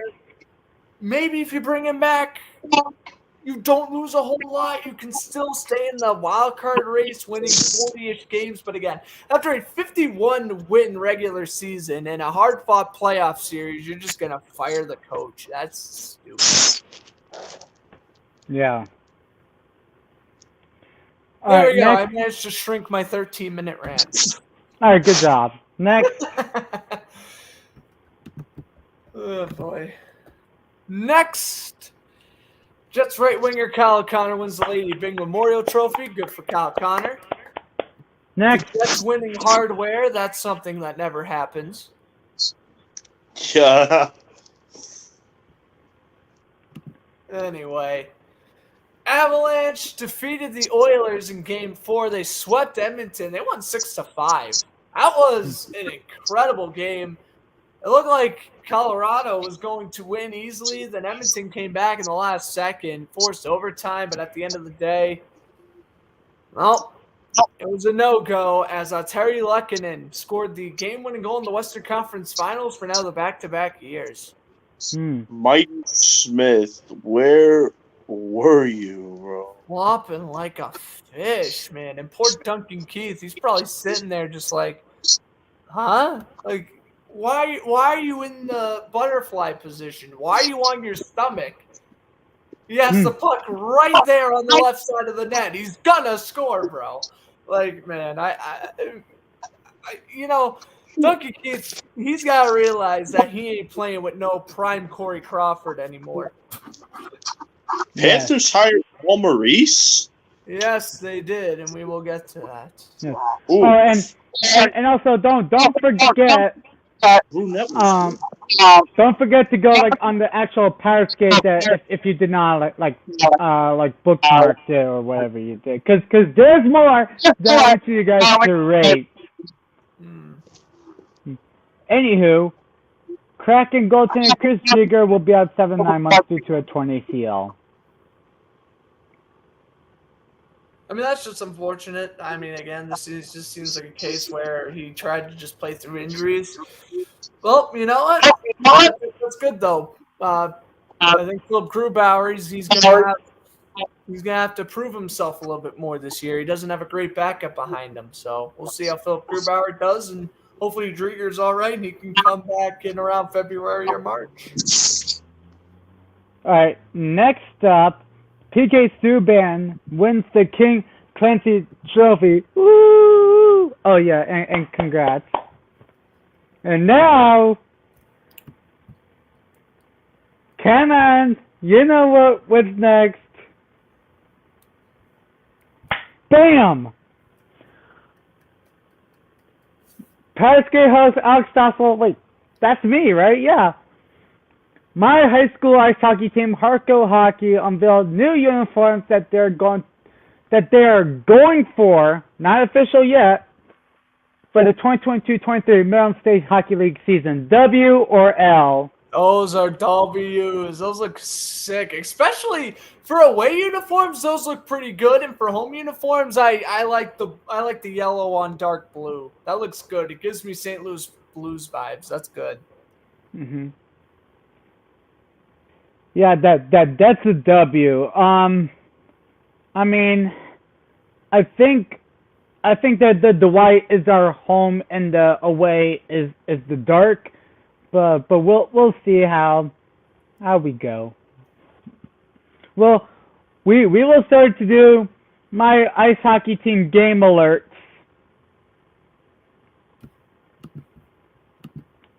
So bear with us. Okay, this dude gets the crickets. How many crickets are we doing, Grant? Like a million? Doing a lot, but I'll tell you one thing. This guy's an idiot. This Ranger fan is an absolute buffoon. You're walking out Game 5, your team blows a great chance to go up 3-2 in the series. I get as a fan it is absolutely frustrating to lose a hard-fought playoff game on home ice. But to start assaulting a fan you see in the crowd is utterly freaking ridiculous. I'm glad he's banned from MSG for life. He should be banned from every sports arena for life. Was it worth it, buddy? You spent a night in the Stony Lonesome, and I hope it was worth it. So long. Yes. Oh, and also one more thing. Oh wait, I lost it. NHL Sportsnet reporter Sean. Just kidding. Sean McKenzie has been arrested for a public intoxication at Smashville, Tennessee. Sean, what did you do? I mean, you work for Sportsnet. All you need to do is report sports. Why are you out here drunk driving, bro? Like, come on. Just you have a great life reporting sports for the best news network in all of Canada. And here you are getting fired because you're not thinking properly. Come on, man. Okay, so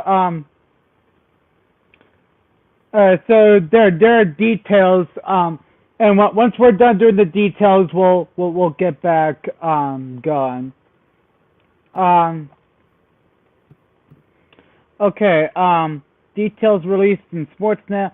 So he was arrested Saturday morning on June 9th, which was published. Nashville police told the Star that McKenzie was arrested for a disturbance on Broadway to Jason's Aldine's Kitchen Bar.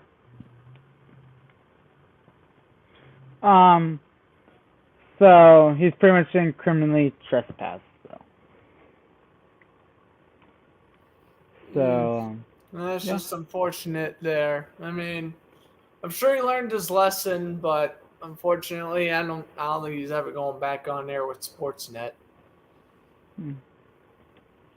The second period is now underway. Yeah, it's 17-4.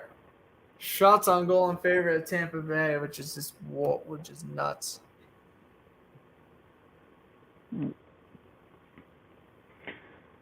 All right. Anyway, now the Lightning with possession. By Eric Johnson with the puck, rather. Now Bogosian with the puck. Shoots. Saved by Kemper.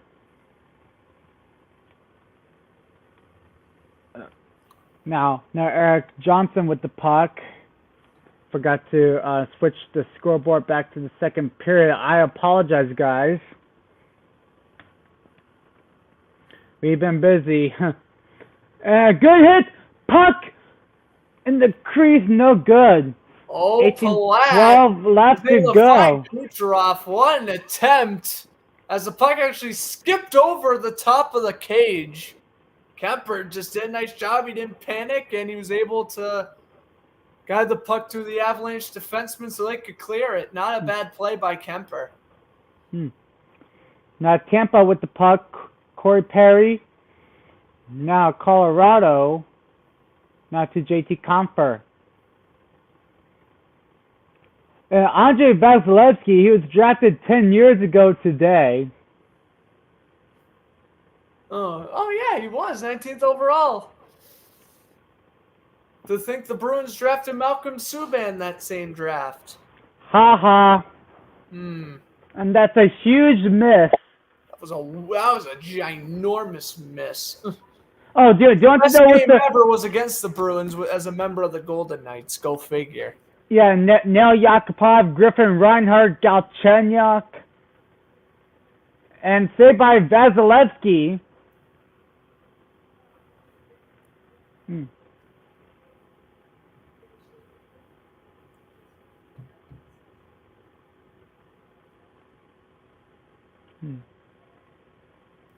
Oh boy, we have a scrum on the side of the Tampa Bay net here after the whistle blew. It looked like Newhook wanted to get in a fight with someone. McDonough in front of the net. Same thing with Sarnik after the shot by Makar. And then next thing you knew, players were locking up on each other and were ready to tussle. Mm-hmm. Now Colorado with the puck. Rantanen. McKinnon saved by Vasilevsky as McKinnon tried to go backdoor. And Tampa cleared the zone. Davon Tays with the puck. Gave it to Nico Rantanen. Saved by Vazzy. Now going in solo. Saved by Vasilevsky from JT Compher. Now Colorado with possession, not to kill Makar. Makar with the puck.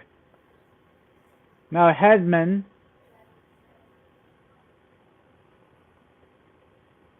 Now Colorado with it. Now Eric Johnson.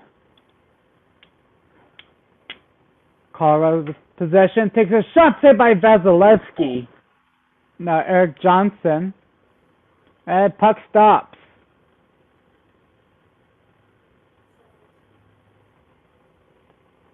Now 16:03. There will be an Avalanche power play. Victor Hedman going to the box. Looked like interference. Mm-hmm.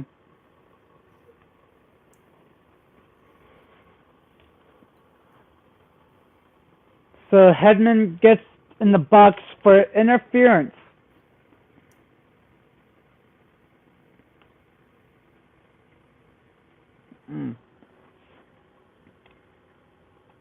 Appreciate you guys for tuning in to this live stream.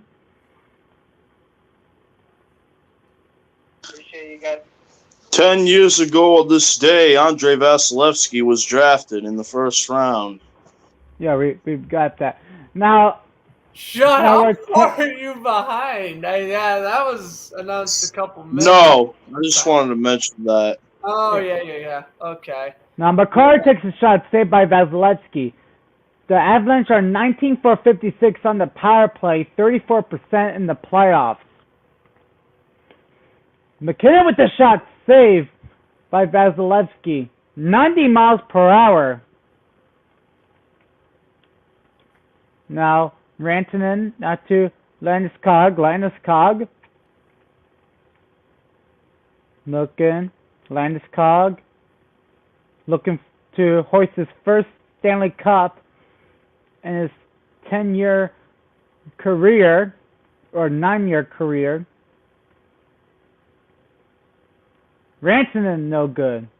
10 year, 11 years actually. Won the Calder in 2012. Now Makar, looking, save by, or blocked by Eric Chernak. Now we're 44 seconds left to go. Rantanen, he scores! Gabriel Landeskog, the captain, ties the game at 1-1 on the power play. That was a lucky, very lucky goal. Vasilevsky just tried to stop it with the 5-hole off the original pass from Rantanen. It slips by and able to get it in the 5-hole. Gabriel Landeskog. Wow. Hold on. It might be a redirect. It might be McKinnon. It is McKinnon. Yeah. McKinnon kicked in. He kicked it in. just think Yeah, that's no, what that's about no kick McKinnon motion. over That here. thing bounced off the pad. So it might be Landeskog or McKinnon. Yo, did I just jinx Tampa him? again. Save. No way. Now we have a 1-1 hockey game. I jinxed the McKinnon goal into existence. You're not the true announcer, Jinx. What? Now Sergachev looking for a pass. Sergachev with the puck gives it to Andre Palat. Palat, onside, pass, not to Bogosian. Bogosian missed it. A bad shot. Now Nishushkin keeping it onside. 3-on-2. Missed it. Now there will be possession for the Tampa Bay Lightning. Victor Hedman. Hedman, 2-on-1. Hedman walking in, saved by Kemper. Davon Tays threw it out, and there might be a penalty call. Or probably a puck stoppage. And Tampa Bay will go on the power play for holding, I believe. You just hate to see that. Colorado finally gains momentum with the goal by McKinnon, and all of a sudden you take a penalty, and Tampa Bay's been dominant all series, went on the power play. And now we're heading to our first commercial break of the period. Let's continue. Lightning defeat the Rangers. Hard fought game for New York, but Andre Palat scored the game winner. Actually, no, Steven Stamkos, rather. Excuse me. I have my games mixed up here. Palat scored the game winner in Game 5. Stamkos scored both goals for the Lightning in Game 6 as they won 2-1. Mm-hmm. Carter Hutton retired. 94. We pretty much see that coming. Yeah. Great goalie for a little bit there. He was very good with Nashville and St. Louis, I felt. It was a solid goalie overall. You know, he was the definition of a reliable backup goalie. I mean, that's what you're going to get when your career save percentage is .908. But, yeah, Hutton, solid career overall. He made his money. He's made his mark on the NHL. Mm-hmm. And he was a bad goalie, and he was dealing with eye injuries too, if I remember correctly. Yeah, and one thing, the Florida Everblades won the 2022 Kelly Cup in the ECHL. Yes, and then didn't the WHL championship happen too? We will get to that. Rangers re-signed Vitaly Kravtsov to a 1-year, $875K. So the goal is credited to Gabriel Landeskog. You will say Landeskog, okay. Jeremy Lauzon, 4-year, $4 million. AAB. I feel like that's an overpayment, but you know me, I'm not a big fan of Jeremy Lauzon. Mm-hmm. And now next, we'll head over to the WHL, and then we'll head over to the game. The Edmonton Oil Kings have won the 2022 WHL Championship as the Oil Kings defeat the Seattle Thunderbirds in Game 6. And the Memorial Cup, which we will get to, of the teams, is all set. So now let's head over to the game. All right, now Tampa with possession on the power play. Victor Hedman with the puck. Hedman. Taking a look. Now Kucherov with the puck. Kucherov, not Stamkos. Stamkos, Kucherov. Gives it Stamkos! Save by Kemper. Now Victor Hedman. Not to Stamkos. Stamkos.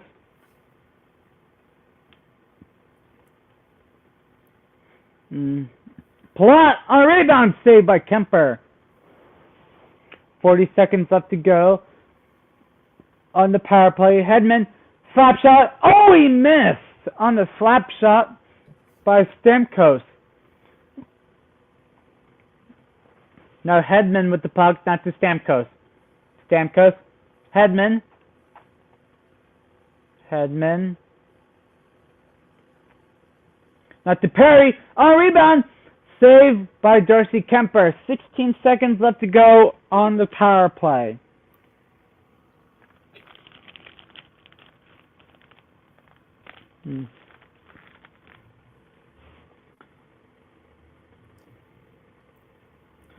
Ooh.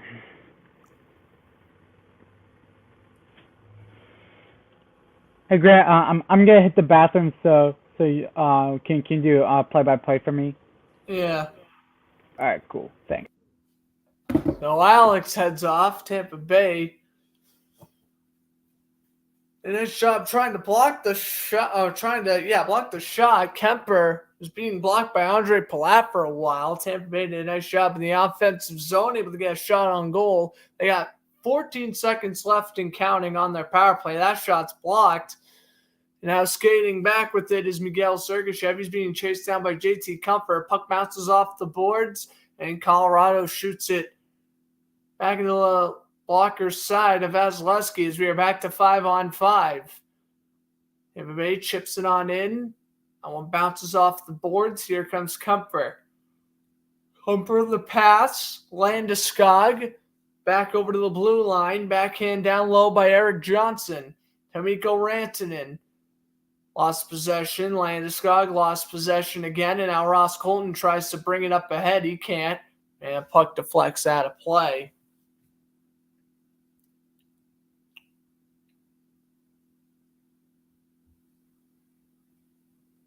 Look at McKinnon's shot. Nice block by Sarnik. Able to avoid the shot being on goal.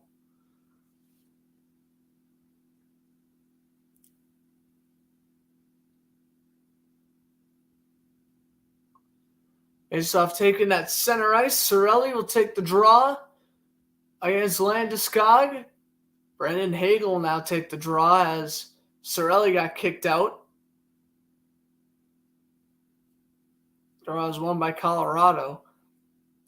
Eric Johnson bounces that one off the boards. Hagel hit by Landeskog. Down low. Landeskog trying to work against Brendan Hagel behind the net. Now here comes Cirelli. He works up with it now. Cirelli flips it into the Avalanche zone. Byram steals the loose puck. Puck bounces off the boards. 4-on-3 they go. McKinnon a wrist shot. Kick save Vasilevsky.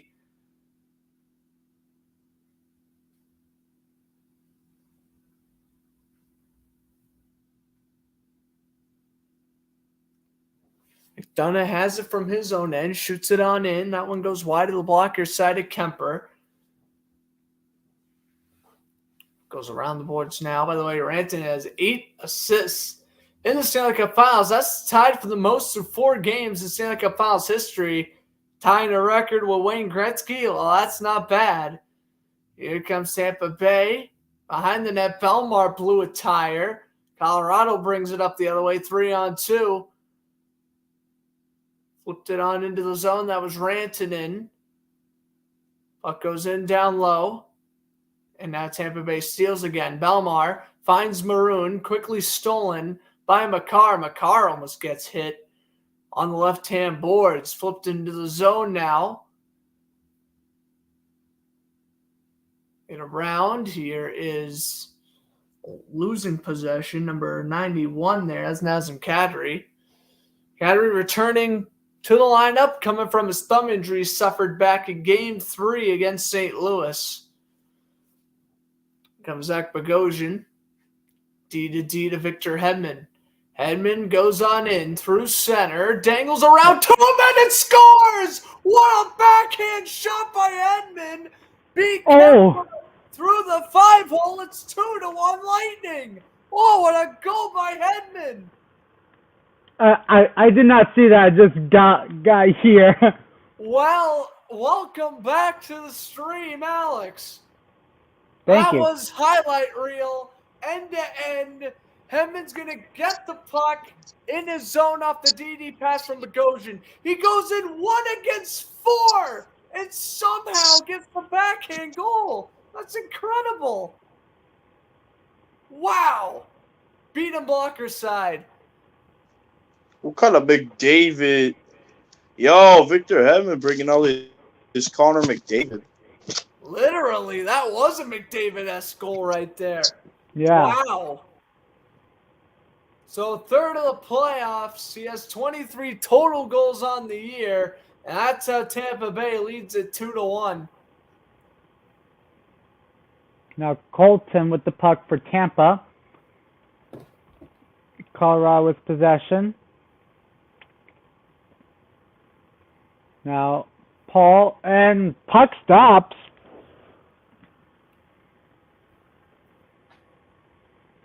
And seems like probably might head over to commercial break. And yes, we are going to commercial break.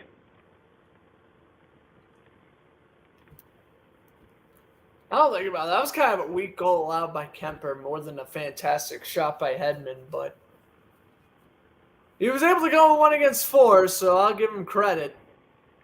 Yeah. And there we go.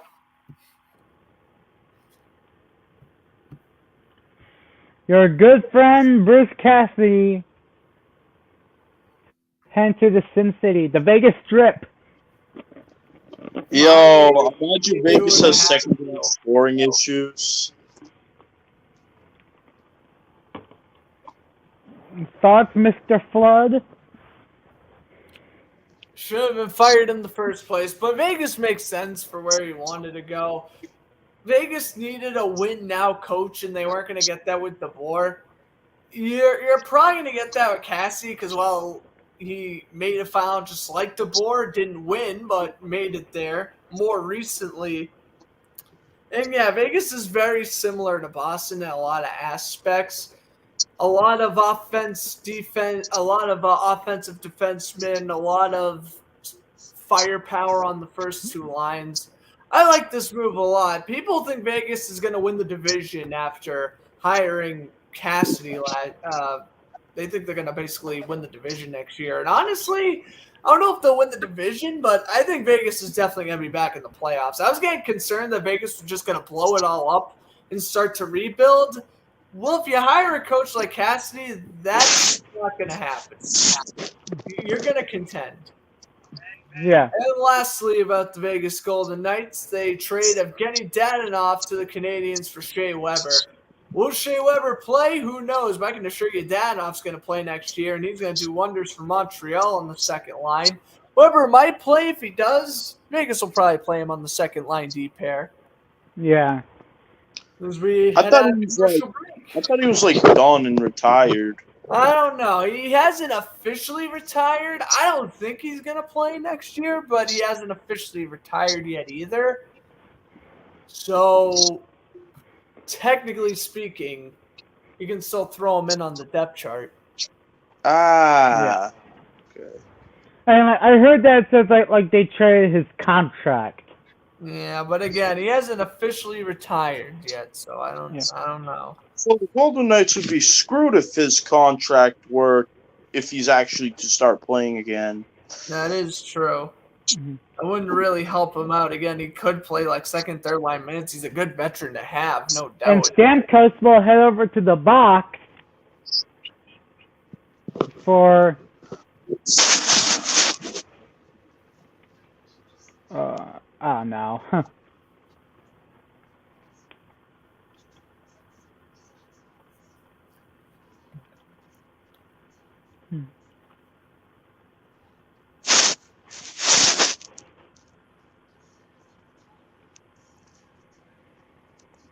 Now Colorado with possession. Colorado is 1-for-1 on the power play. Now Rantanen McCarr on a rebound. Good save by Vasilevsky.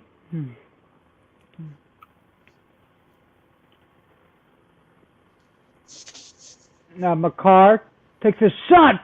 Good block. And we're 30 seconds in.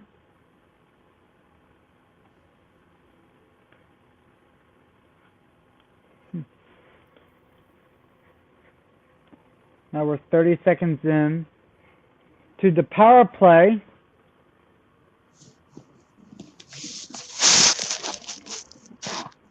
A minute and 30 remaining. Now the Avalanche with possession. Cale Makar with the puck. Makar. Now to Rantanen. Now Cale Makar. Makar. Back to Makar. Takes a shot. No good. Now Gabriel Landeskog with the puck. Landeskog now to Makar. Now to Nathan McKinnon. Landeskog looking. And good poke check by Alex Killorn or Pat Maroon. Now Makar with the puck. 46 seconds remaining. Now we're 7 minutes remaining on to the second period. Makar shoots. Good save. Rebound. Saved by Vasilevsky. We're 32 seconds remaining. Makar walking in. Makar. 24 seconds remaining. Colorado still have possession. McKinnon with the puck. Now Nathan McKinnon. Rantanen. McKinnon. Spin move. McKinnon walking in. Great save by Vasilevsky. Now to Mikko Rantanen. Now to McKinnon again. Saved by Vasilevsky. 4 seconds remaining on the power play.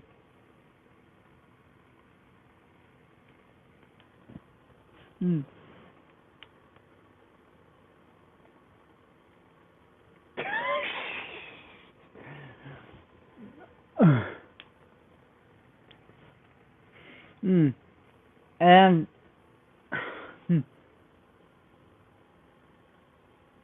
now we're 4 seconds remaining.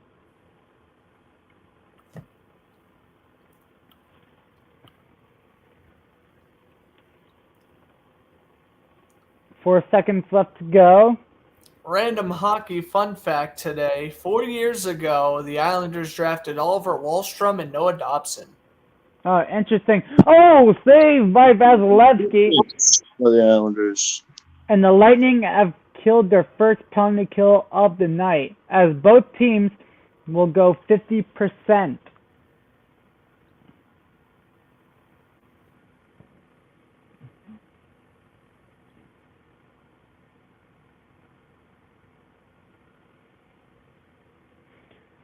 Now we're 6:04 remaining. Oh, great.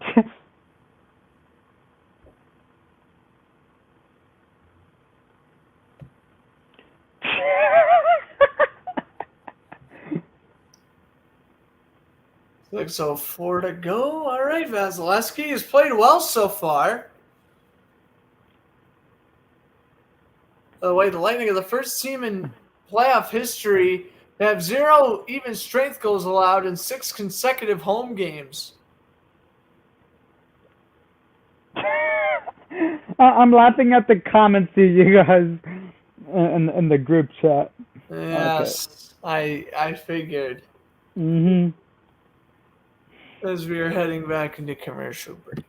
Okay.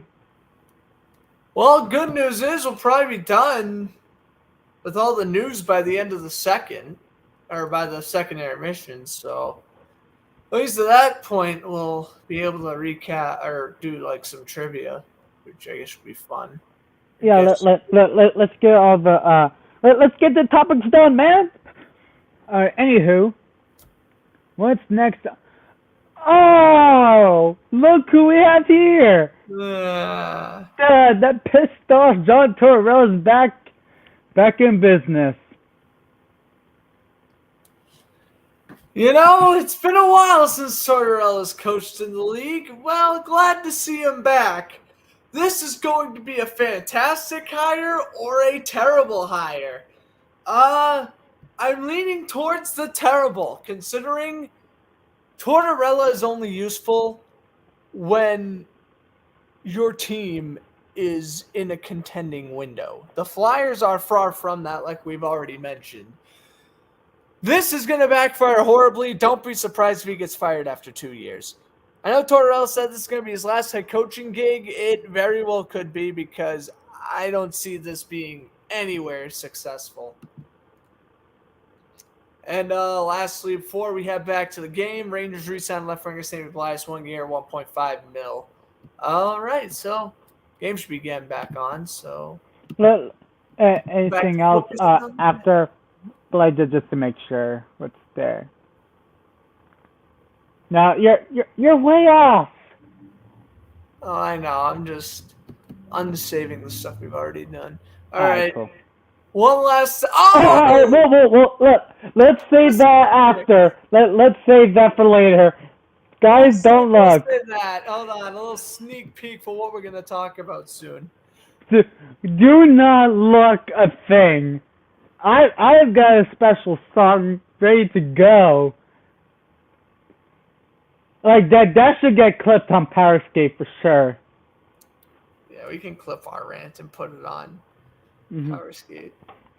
Now 5:40 left to go. Oh god. I did not expect we were getting ready to.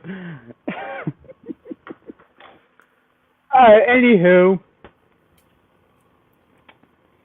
5:40 left to go. Oh, great. See, this is comedy, man. Alright, anyway.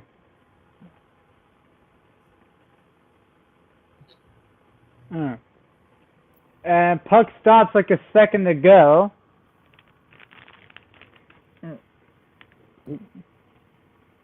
Now, 5:39.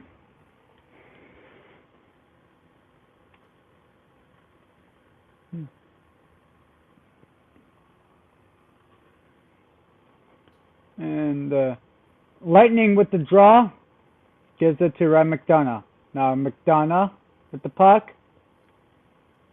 Now to Arturi Lehkonen. Lehkonen with the puck. Now to Kel McCarr. McCarr shoots. Saved by Vasilevsky. Now to Rantanen. McCarr shoots. Oh, what a save by Vasilevsky. 5 minutes remaining. Shots by McKinnon. Saved by Vasilevsky. And the puck is cleared.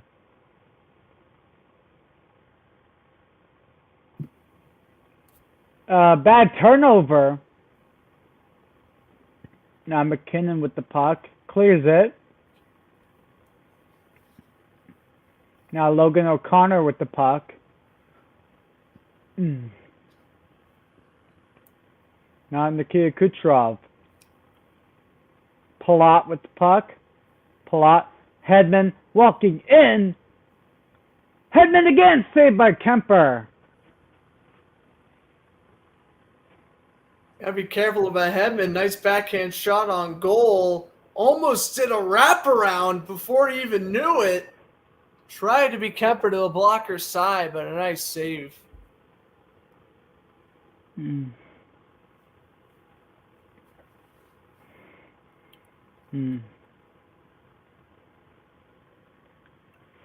Hedman doing from Gretzky's office. Try to tuck one on the back of the goalie's equipment.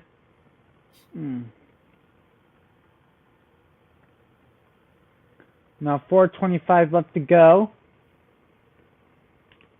Andre Palat with the puck. They have a also has kind of been giving up a little bit on the shots here. It's 24-18 after being like 12-3 at one point. I mean, at least give Colorado some credit coming back in the shot on goal department. Yeah. Now Bogosian with the puck clears. Now Colorado with the puck.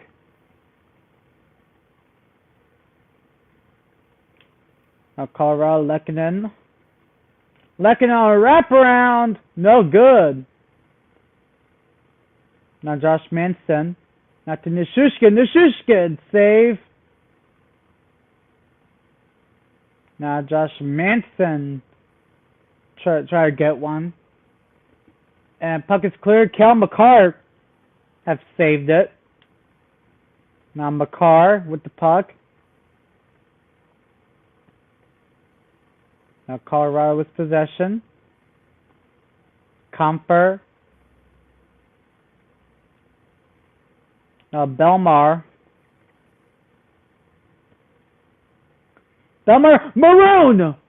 Good stop by Darcy Kemper. Now Mikhail Sergachev with the puck.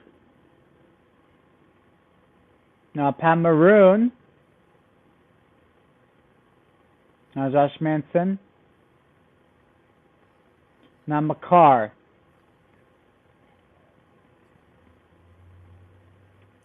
Now Tampa with possession. Sergachev. Shoot save! Jan Ruta. Tampa with possession. 2:28 remaining. Riley Nash. Now Jan Ruta. Now Tampa with possession.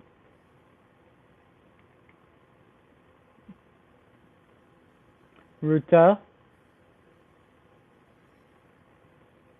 Now Alex Newhook. Now Colorado with possession. Now Jan Ruta with the puck for Tampa. 2 minutes left to go. And now we'll get to the funny stuff during commercial break. Now Brendan Hagel with the shot. Good block. Now Anthony Cirelli with the puck. Cirelli on a wraparound, no good. 1:24 left to go in the second. Now Brendan Hagel. Down to Killorn. And someone's down. And so Cirelli, he's exiting the game. He's holding his hand. Hey. Oh, yep. He's heading straight to the bench. Oh, he's heading straight to the locker room. Took off his glove and off he went. Well, at least he's got the whole intermission to get that patched up. Let's take a look at the replay here. Or it's his shoulder. Or his arm. Shoulder. Oh, he fell on his left shoulder. Yep. No, Landeskog went by him. He fell. And he landed on either his shoulder or his arm, and that's what he was holding heading to the bench. Not good. Now Stamkos with the puck. Now we're under a minute to go in the second period. McKinnon with the puck. Good. Now Ryan McDonough. A good bank pass to Ryan McDonough.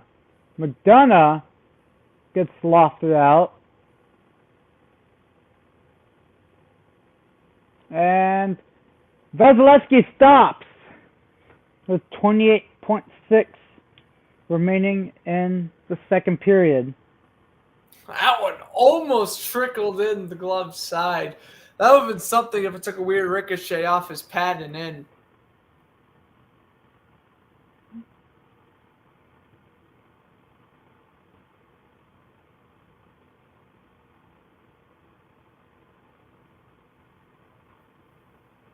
Anyway, game 5 Friday.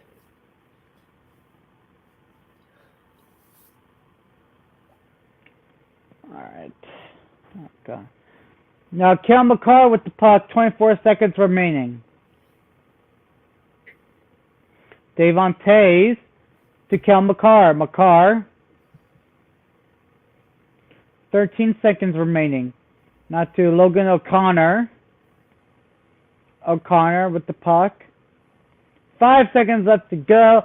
And that will do it at the end of second. We're heading to intermission. We're on. Tampa. We'll head to the third period.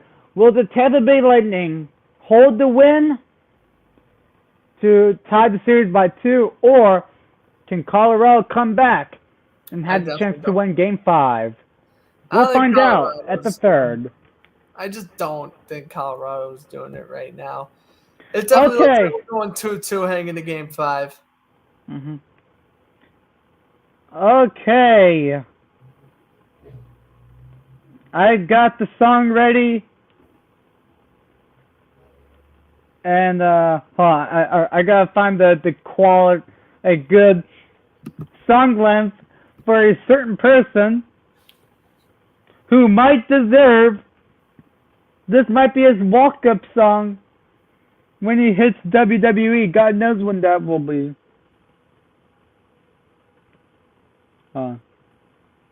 Okay, Grant.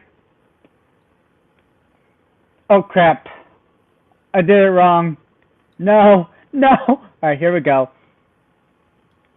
Ready? Yes.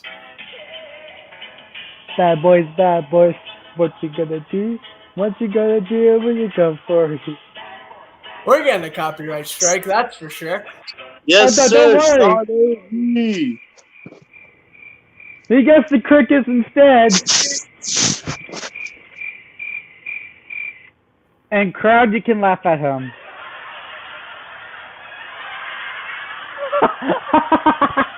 He slapper.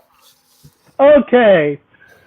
Former NHL right wing, and also I should have mentioned New York bike lane police officer Sean Avery has been convicted of attempted criminal mischief as he slammed his scooter into a car during his famous road rage in 2019.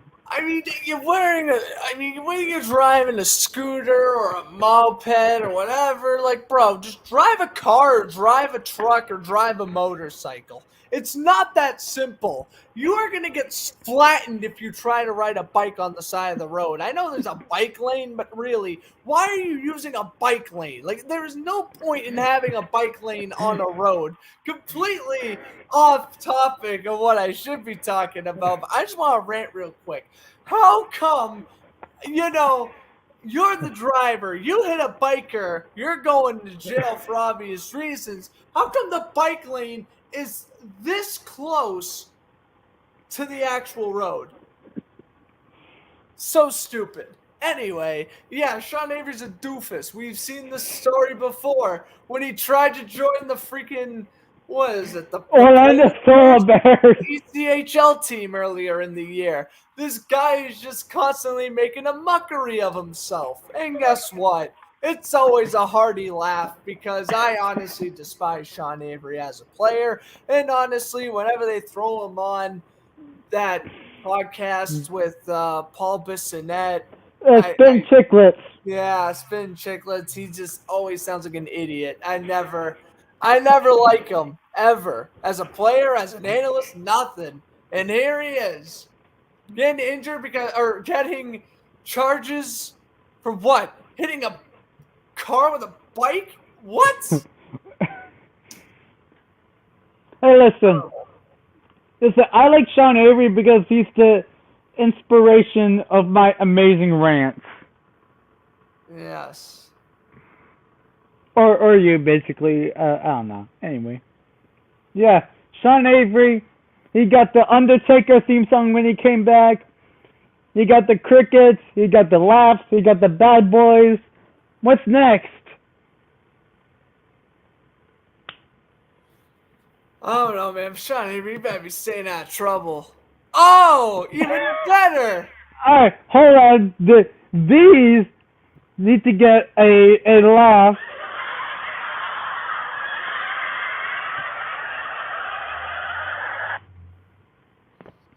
You know what's the funniest thing about this, though?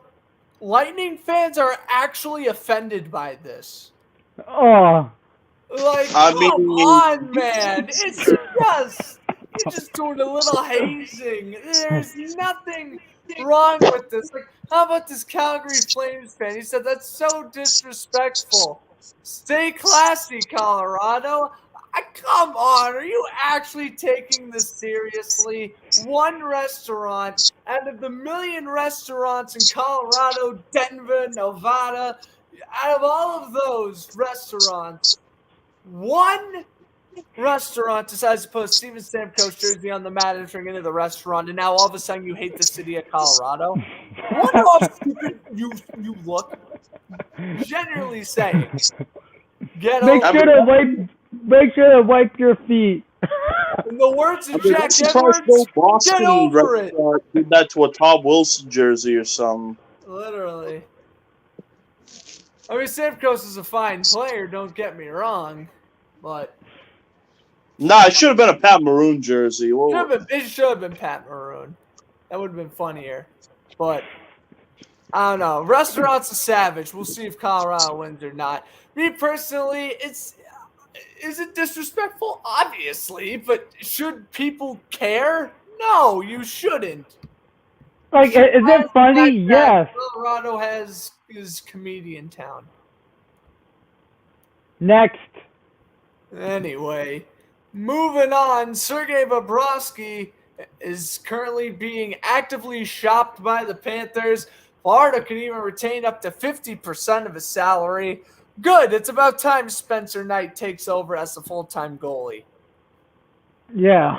And About don't time. Bye, and Bobrovsky. don't worry. We got some Panthers news.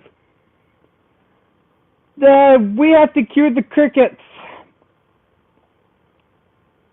But don't worry. We'll get to that. Yeah. Next, Stars. Oh wait. DeBoer. And before we get to all that, Shawinigan Cataracts won their first ever Quebec championship.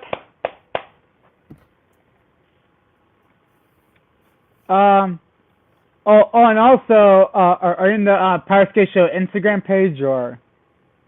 Yeah, let's go on Power Skate's Instagram. Okay, down. All right, stop. No, right by the four teams. Yeah, down. Look to your right, your far right. The middle. Yes, that's good. Okay, we got the Memorial Cup setups. St. John Sea Dogs and the Shawinigan Cataracts are your representatives for the Quebec League. Hamilton Bulldogs, OHL, and Edmonton Oil Kings, WHL. Who do I got? I got Hamilton Bulldogs winning it all.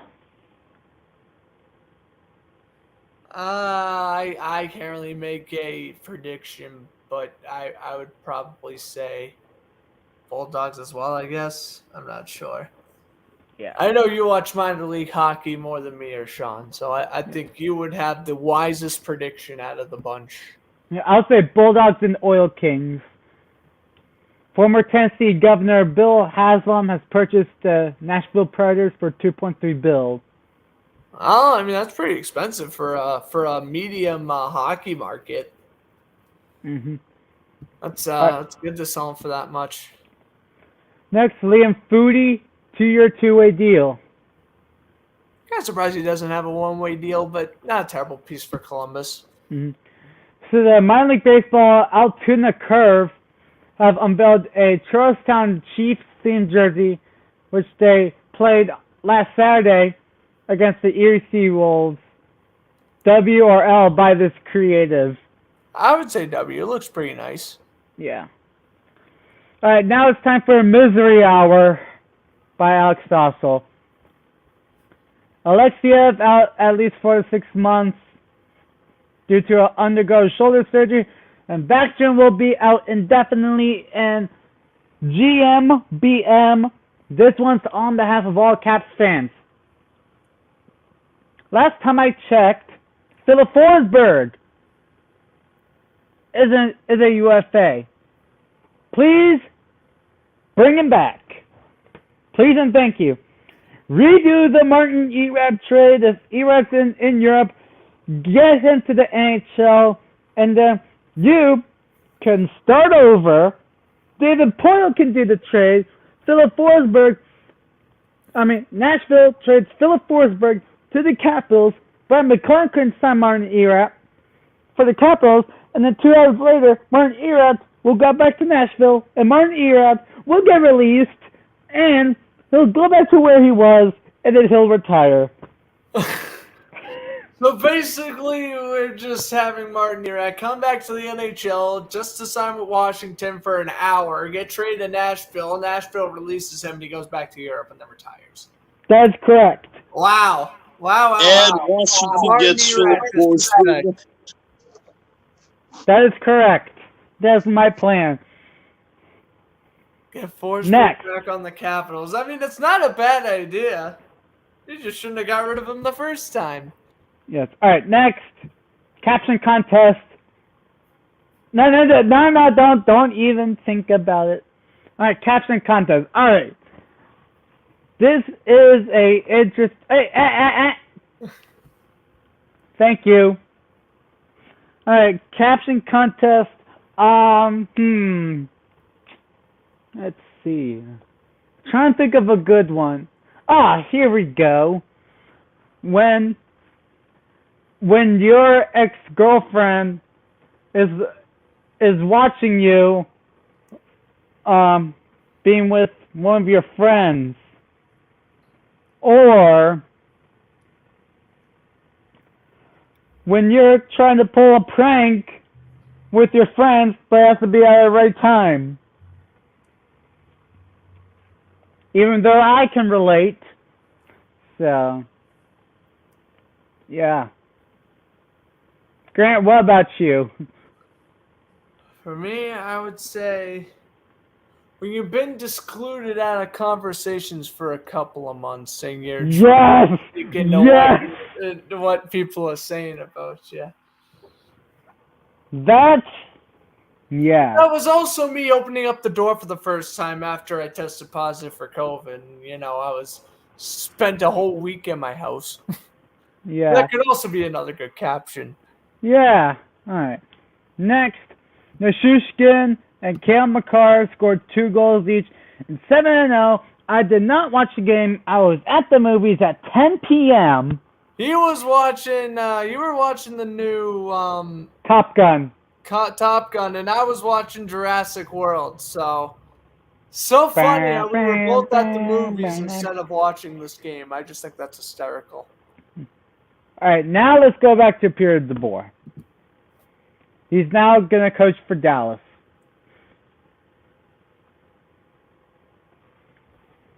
This is not what Dallas needs. I would have gone after Trotz or Maurice. DeBoer on paper is fine, but you know you're not going to have any playoff success. So, yeah. Okay, all right. Next, Leeson. Go. Next. And Beck Malmstein both re-signed with the Capitals. Both of them for 2 years. And now for the Canucks, y'all got an upgrade because Brock Besser and Elias Pettersson need their lives saved. Because Andrei Kuzmenko will be the guy to do it. I mean, it might be. I mean, granted, it is an entry-level deal, but he was racking it up in the KHL, got over 50 points in over 40 games played. And, well, we'll see how he does. Mm-hmm. I think he'll do fine. All right, next. And, Game 3, Lightning have 6 different goal scorers. They're 6-2, Game 3 win. Now we got a game learned that will be tonight. Now we got some last night's news. Dan Bosma, Nostalgia of the Week, will be your first ever head coach with the Firebirds and Coachella Valley, which is at Palm Beach. I will say, though, I think it's incredible that this guy went from coaching the Penguins to coaching the Sabres to just falling off the face of the map and now coaching an AHL team. Like, I just think it's crazy how quickly he fell off. Mm-hmm. Hold on.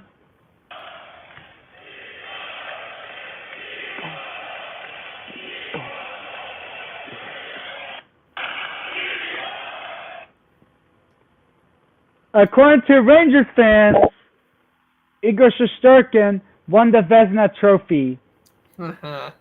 As he should have. I don't know who the dude who voted for Sorokin was, but he should be thrown off the ballot for good. That's just humiliating. Probably an Isles homer. He's definitely some salty Islanders fan. Whoever voted for Sorokin, kick him off the ballot for good. Igor was undoubtedly the best goalie in the NHL this year. Not even close. They should have voted for Tuukka Rask, man. Oh, the Tuukka Rask is the ex-girlfriend in the NHL, as well as Grant. Tuukka Rask, he ain't winning nothing. He ain't winning nothing like it. Good. Good riddance. 2014 Vezina, that was it. Yep. All right, Wings fans, the Moritz Seider hype train has already left the station because he won the Calder. As he should have. As he should have. If they gave it to Michael Brodé, that just would not have sat well with me. Oh, you're happy Michael Bunting didn't win? No offense, Michael Bunting's a former Yodi. If he should have been Rookie of the Year, it should have been back at AZ, not here. At 26, like, no, not. I'm glad it was Seider. I mean, Seider played a 4.5 minute shift. That's right, he did. Against the Lightning back in, what was it, February, March? That was incredible. Yeah. I agree with this, too. If it was Bunting, I would have lost it. 26 years old, you can't win Rookie of the Year. Yeah. All right, Austin Matthews won the Ted Lindsay Award, which is the first ever Maple Leaf to win the Ted Lindsay Award. And does this picture look familiar? It does. It was before disaster struck in the Heritage Classic. Yeah. I cannot believe Buffalo won that game. Cale Makar, Norris Trophy winner. Yeah, he led the league in goals by defensemen. No surprise here. Mm-hmm. All right, we got a couple more, and we got third period. Austin Matthews is your... oh, wait, hold on. No, we don't need the Igor chant. We already got that. MVP. All right. No, I don't want the ad. And Cirelli is back.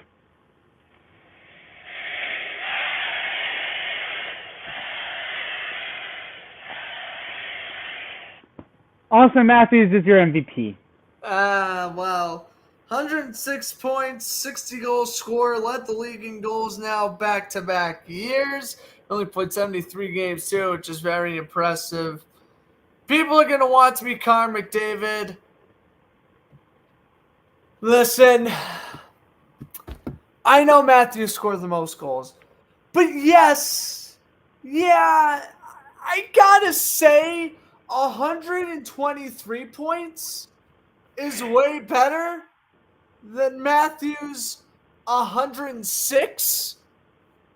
79 assists for McDavid. I know Matthews had 60 goals, and that's probably way harder to do than 79 assists. 123 points compared to 106. They're both great players, but give Ted Lindsay to Matthews. MVP, I gotta give McDavid. I'm sorry. He had the league lead by so much. Mm-hmm. And we're back. We got 2 more news left to go. So Vasilevsky gives it to. Oh, it's intercepted. Now Tampa Bay intercepts. Kucherov with the puck. Kucherov takes it. And now Nishushkin. Now to Gabe Landeskog. Takes it! Save! Now Colorado. Good save! Now Victor Hedman with the puck. Now Andre Palat. Now to Eric Johnson. Johnson with the puck. To Bowen Byram. Byram. Now to Zach Bogosian. Now Mikhail Sergachev.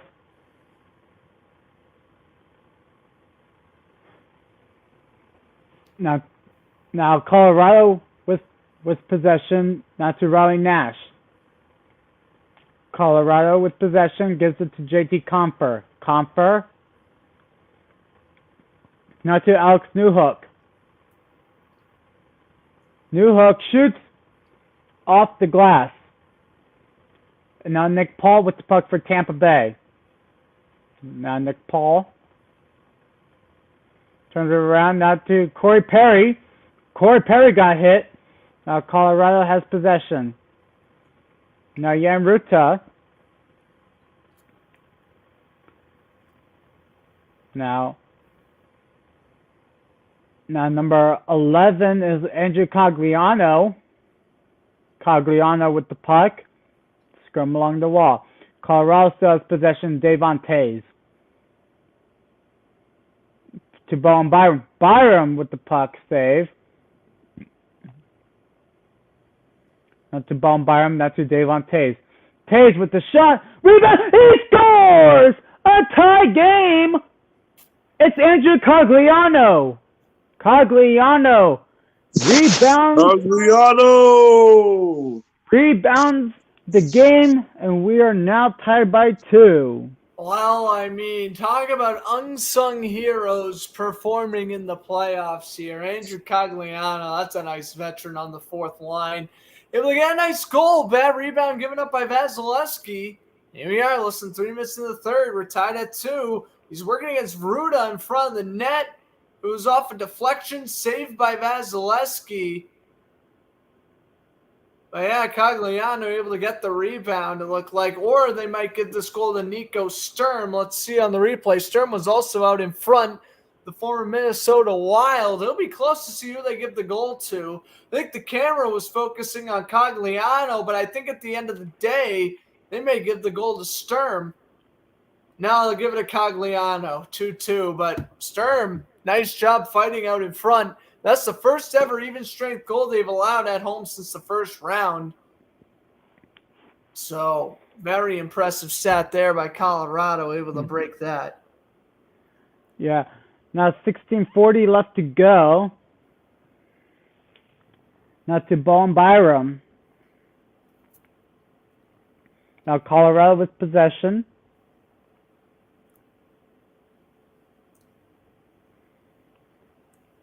Now 6:21 remaining. Now to Alex Newhook or Nishushkin, stopped by Vasilevsky.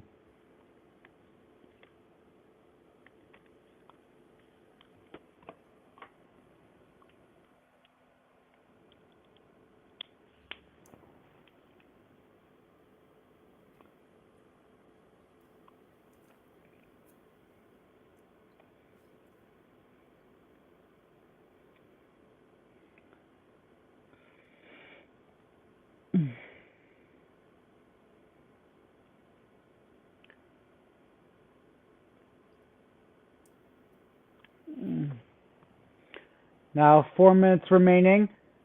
Shoot, saved by Vasilevsky. Takes the shot. Vasilevsky's down. Rebound. And woohoo! What a good save by Vasilevsky and his teammates helping him. Well, there was a lot of blocked shots, but he was trying to do the double stack. And ended up making at least one solid save and then about 3 or 4 blocked shots by Tampa Bay. Oh my goodness, then Kemper with a blooper on the other end. Oh, I did not see that. Puck fell out of his crease and is able to clear it out to center. My goodness, both these goalies playing dangerous right now. And puck is now on icing as Kemper needs to get situated.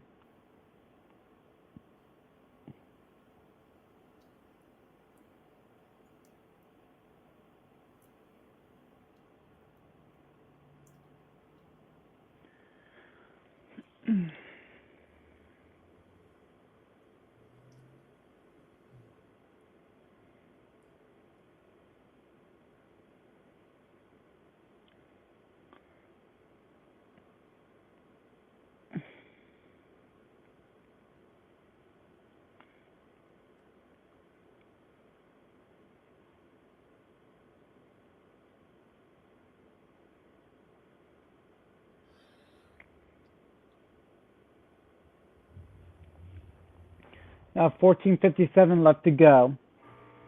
All right, sorry about the sound if you guys could hear. It's my vent. It's the vent from the outside. So I apologize if you guys hear it. Springfield 4-0 in Game 3 of the Calder Cup Finals. I'm sorry, what?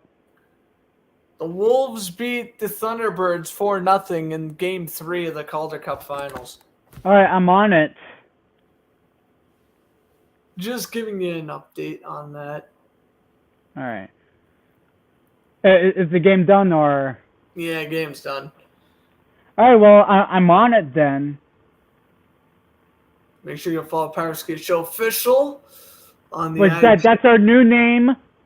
Power Skate Official, not the okay. I'm not gonna say it. Don't mention. Yeah, I stopped myself there. My bad.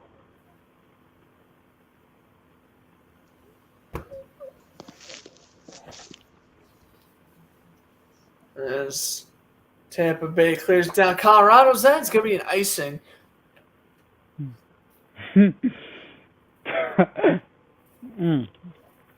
13:50 left to go.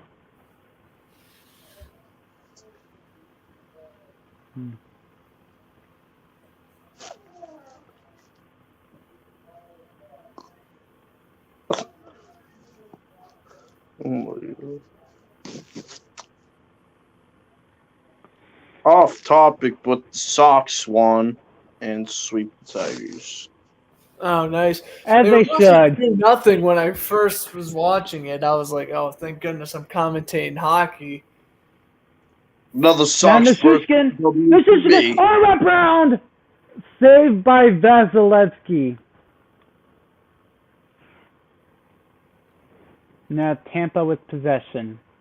Oh, yeah, Nishishkin had a shot, but Sergachev knocked him out of the way. Now Stamkos with the puck. Now Bohm Byram. Now to Steven Stamkos. Gives it to Sergachev. Back to Stamkos. Stamkos tripped. Now Makar walking in.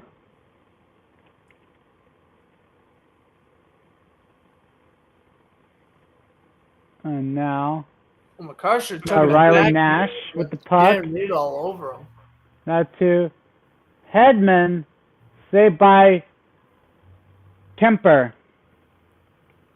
Hale Makar, well over 23 minutes of ice time in this one.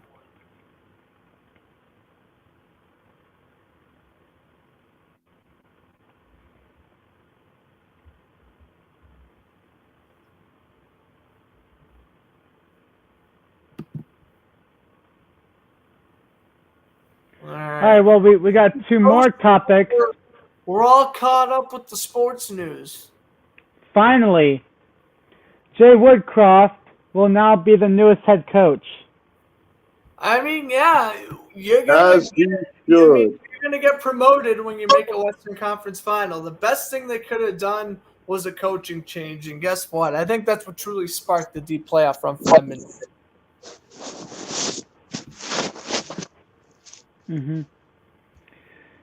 And now it's Last but not cricket. least, Cricket's tripping, and I need to find a longer one. So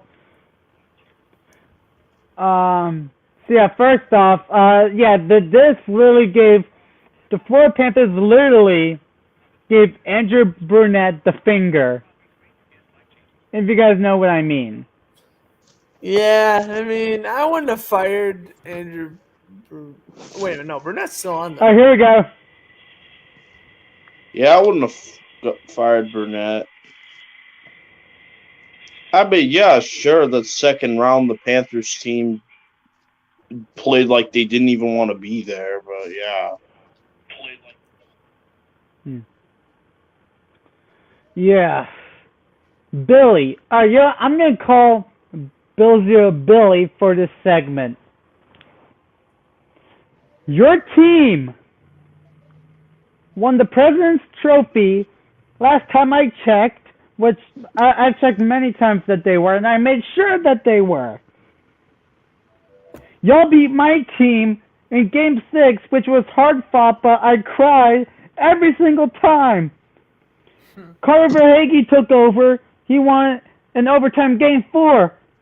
Y'all come back from a 3-0 deficit, which should not happen. And Carter Verhaeghe took over in Game 6. And y'all got swept.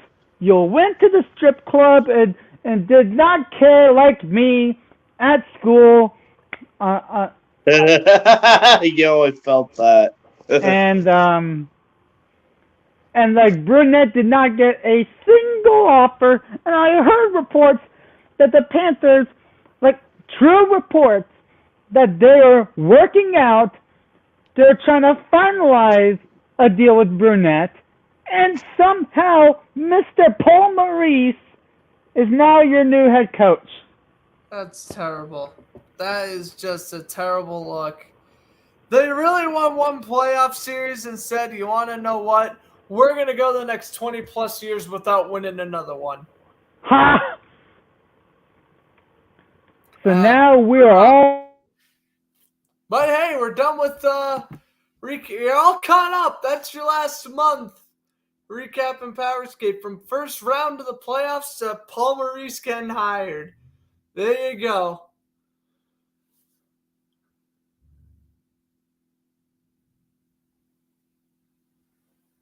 See Joe Sakic look on. Something's telling me, even though it's tied, I really feel like Tampa Bay's winning this game. I don't know why. Probably just because they've been the better team all night.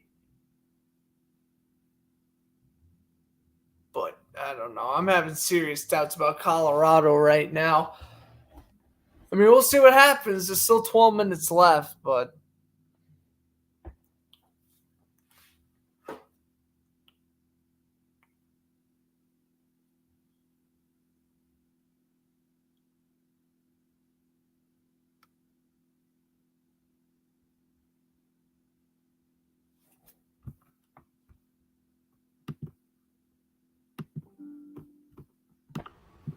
Oh, didn't know that was muted. I'm sorry.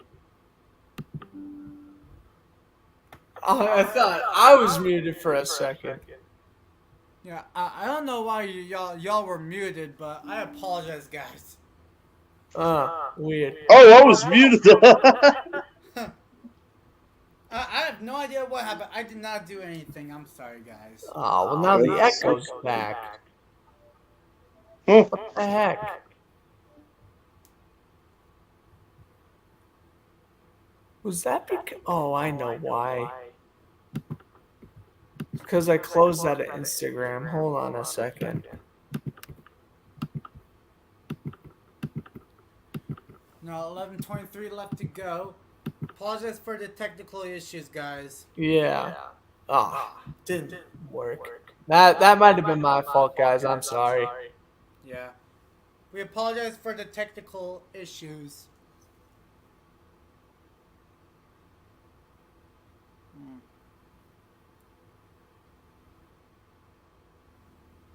All right.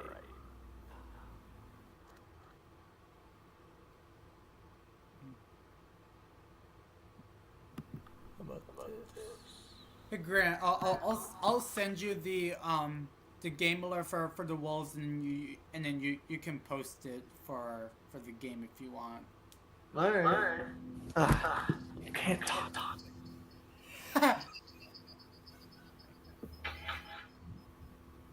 Seattle Thunderbirds. That's a shame. All right. All right. I'll head off and then try to head back on. Okay. All right, now the Lightning will have possession.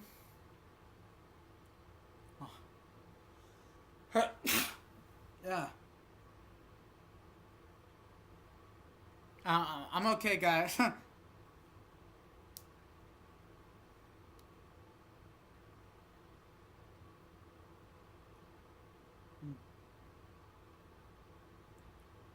So we are now in the process of posting the Calder Cup game alert, which will be out on the Power Skate Show official page on Instagram.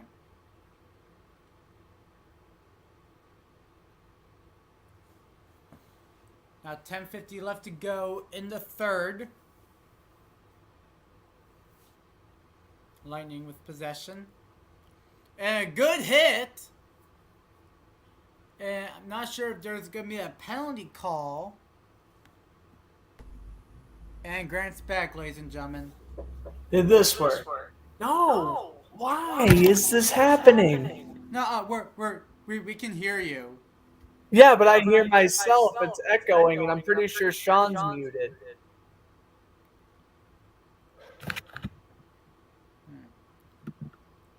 Here, let me go back through from my AirPods. They accidentally disconnected. Oh, okay. My bad, guys. Hold on.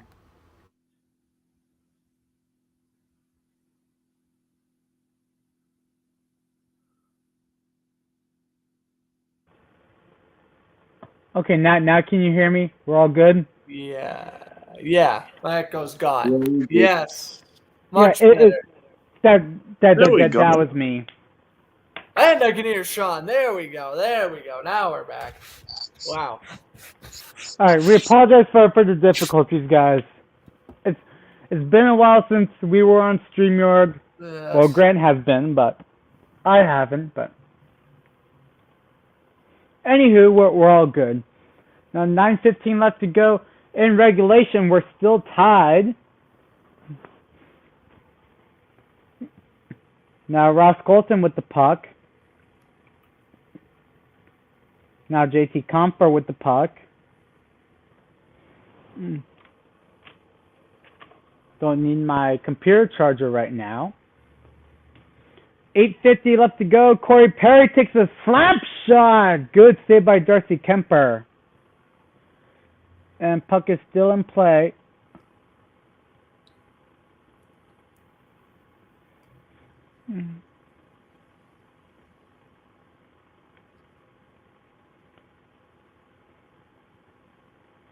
Hey Grant, new template coming soon. So.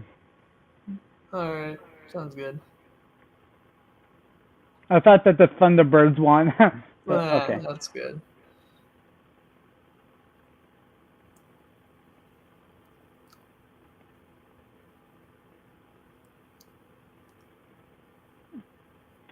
All right.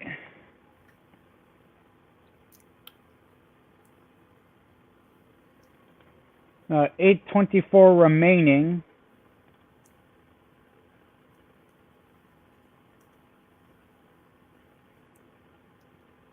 No. That's not what I want.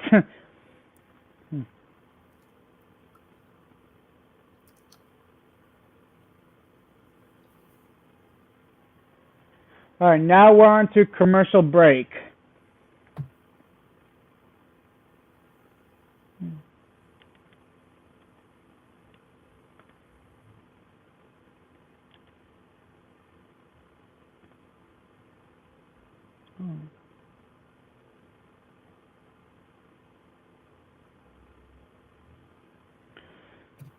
All right, bear with us, guys. Trying to screen record for the goal celebration of the Wolves for the Power Skate Game Alert, and then we'll be all set.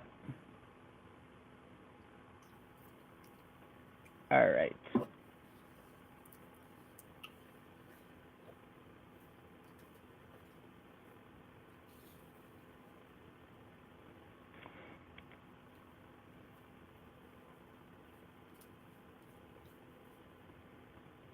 All right.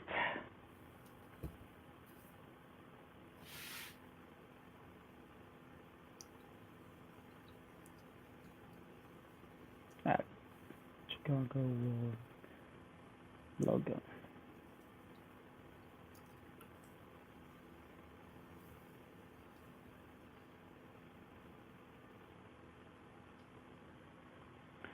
Boom, boom, boom. And if you guys are enjoying this live reaction, please subscribe and turn post notifications for more future content. And we got some off-season business to do within a few days.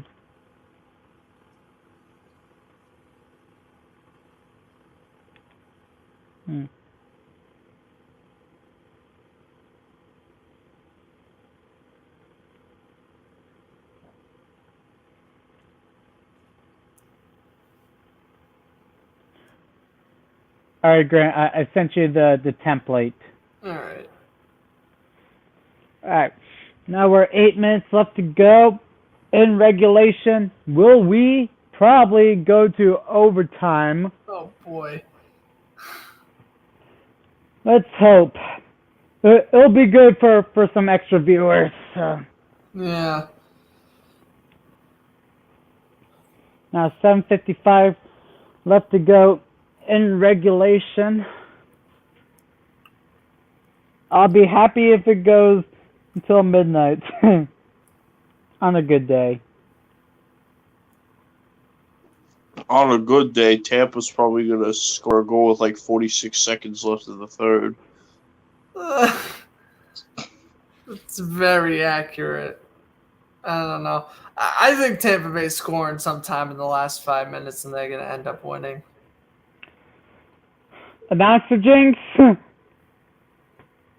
I mean, sure, I would rather see Colorado win the series, but no, I generally think Tampa Bay is winning. All announcer jinx aside, I genuinely think Tampa Bay is winning this game. I think Colorado is going to win the series in 7.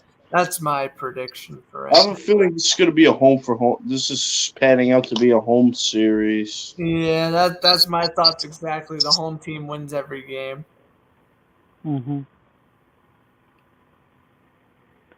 Now 7:35 remaining in regulation. Alex Newhook with the puck. Now the Lightning with possession. Jan Ruta with the puck. Now Cale Makar has it. Now Tampa with the puck. Good hit by Gabe Landeskog.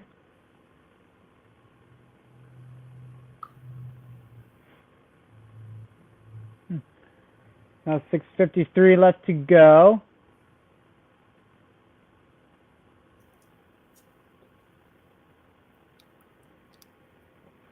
.644 remaining.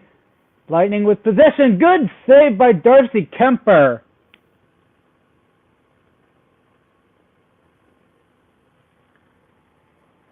6:40 remaining on regulation. Hmm.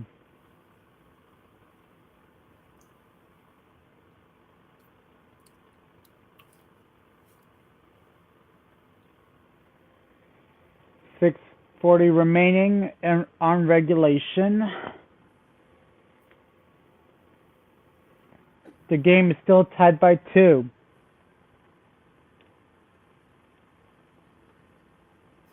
Hmm. 6:39 left to go. Sergachev shoots! Good save by Kemper. 91 miles per hour from Sergachev's shot. Now Killorn with the puck.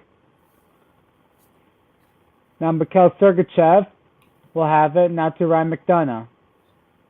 Now Alex Killorn with the puck. Killorn. Now to Nathan McKinnon. McKinnon with the puck. Will give to Davon Tays. Tays, no good. Now Colorado with possession. Gabriel Landeskog will have it. And good hit from Pat Maroon. Now Pat Maroon to Victor Hedman. Now to Riley Nash. Nash, rebound! Good save by Darcy Kemper. Now Jan Ruta. Good block. Puck. Onside. And, it's offsides.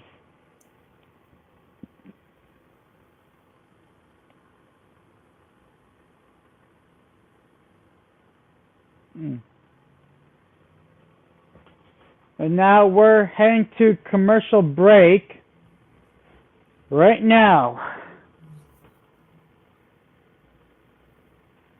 Still 2-2 tie in regulation.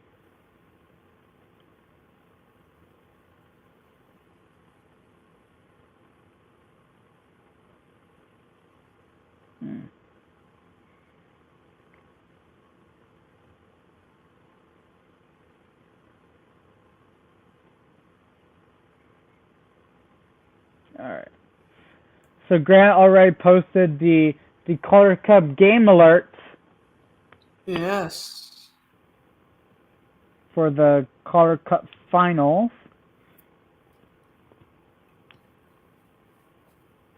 So yeah, Wolves take a 2-1 series lead with that win. So we'll see what happens.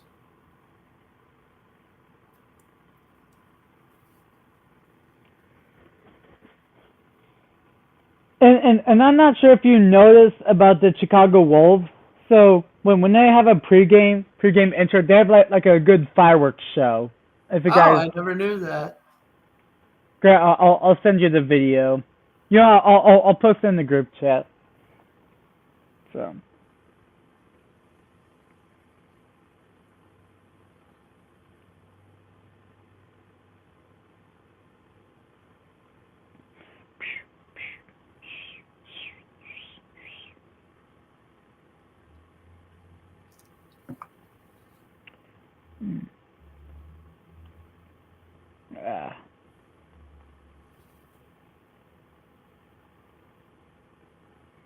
All right, I sent it. Oh yeah.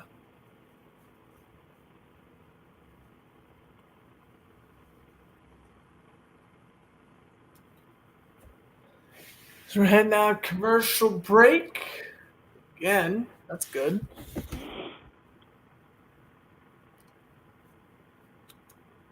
Now Colorado with possession. Taken by Riley Nash. Nash gives it to Kucherov. Good save by Kemper. And puck stops. Oh, and also, guys, what I forgot. I'm so dumb, but I kind of want to give a super late toast if you guys would like. So might as well, if you guys have your cups, might as well.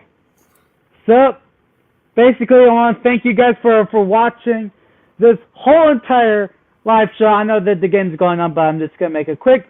If you guys have not yet subscribed to the channel, please subscribe and post notifications for more live show content. I appreciate you guys for bearing with us for a whole entire month, because how busy we've been going.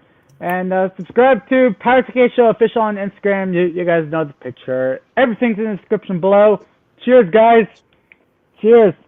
Appreciate you guys for stopping by. We have a great final 5 minutes of this hockey game.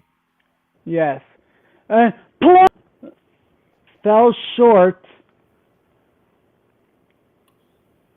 I would also like to wish a very special happy birthday to Sean. right in the middle of the screen, turning 18 today. Yes. Yes, sir. Happy I'd like to thank birthday our friend, to you. I'd like to wish a happy birthday to our friend Happy Nick, birthday who's to tuned into the you. Happy broadcast birthday earlier. to His you, Sean birthday was Gilman. last week, Happy so birthday shout out to to him you. as well. Or happy birthday to you. You live in the zoo. You look like a monkey and you smell like one. Focus on the game, Alex. Madagascar. All right. Anyway. All right. Anywho, now Colorado with possession, taken away. Now to Yermruta for the Lightning. Yermruta, good glove save by Darcy Kemper.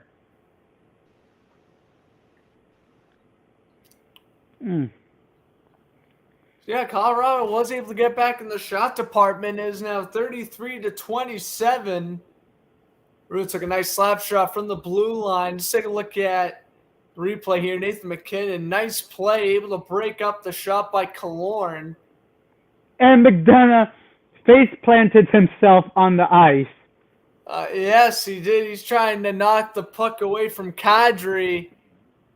Oh, that'd be a good caption contest if Tampa loses tonight. Yeah.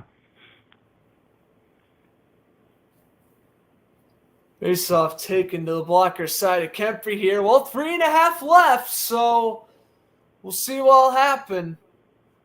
It's looking like we're going to have another overtime game, barring announcer jinxes. Yeah.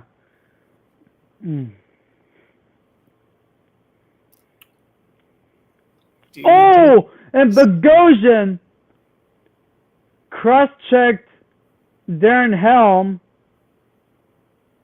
onto the boards. There'll be no penalty call. I have no idea how that isn't a penalty. How is that not a penalty? Man, refs were bad in the beginning and they're bad late. That's terrible.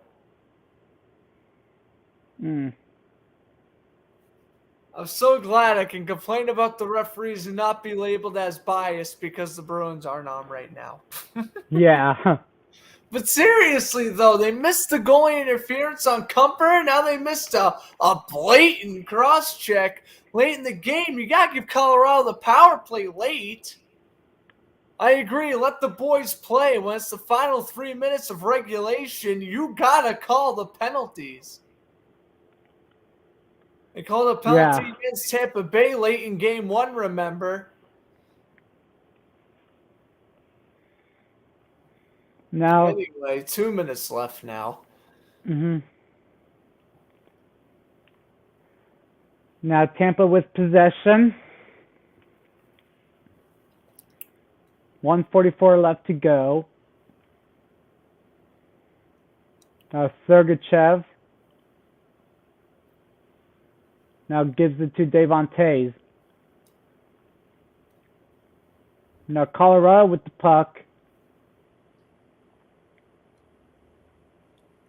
Now gives it to Sergachev. Now to Ross Colton.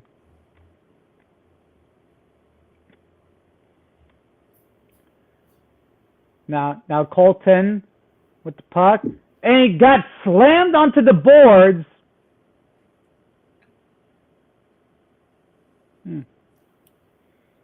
Now Colton. I have it. Go on, rebound. Save by Kemper. Now we're under a minute to go. Nick Paul with the puck. Now gives it to McDonough. Shoots. Save. Now Hedman again. Saved by Darcy Kemper with 41.3 seconds remaining. I'll need to smother that puck.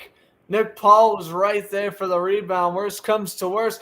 This is what we're talking about. Last minute of the hockey game. The Lightning are just going to be peppering the net. That's exactly what they're doing here. Look at Paul out in front trying to center and redirect the shot to beat Kemper to the blocker's side. Wow. Kemper playing very good since the Hedman goal. And there's Hedman just missing the right side post. That would have made it 3-2 as it ricocheted off of Kadri's leg. Now 32 seconds left to go, and puck stops. Puck out of play with 32.6 seconds remaining. Oops. No. It looks like we're heading Watch to this one be like overtime game in 4 games. That's pretty good for the finals. Considering we only had 1 overtime game last year between Tampa and Montreal. Cale Makar Yeah, and wins. we all know who won that game. Montreal did, but we don't Josh know who Anderson, else. game-winning goal. That's right, Josh Anderson. Too bad. They got shut out in the next game, and their season ended. And they became frauds. Yeah. Yes, I really wanted the Habs to get swept just for it to be over with. 5 seconds left to go, and we will now head over to overtime.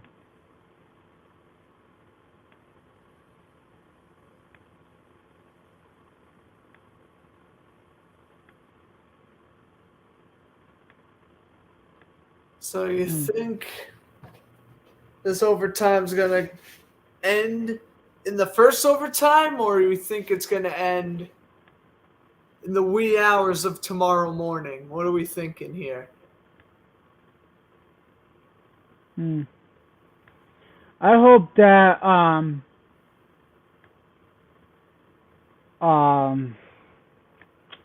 Colorado wins. I'm hoping whatever happens, it just doesn't go into double overtime or longer, because I don't know. Right now, I don't know if I'm in the mood to commentate a double overtime game. But this should be very exciting. Again, I think... I am sorry to say this, boys, but I have to go. I'm not That's going to be all here right. for the... All right. It was a fun 3 hours, though. Yeah, thanks, Sean, for stopping by. You're always welcome back on. See ya.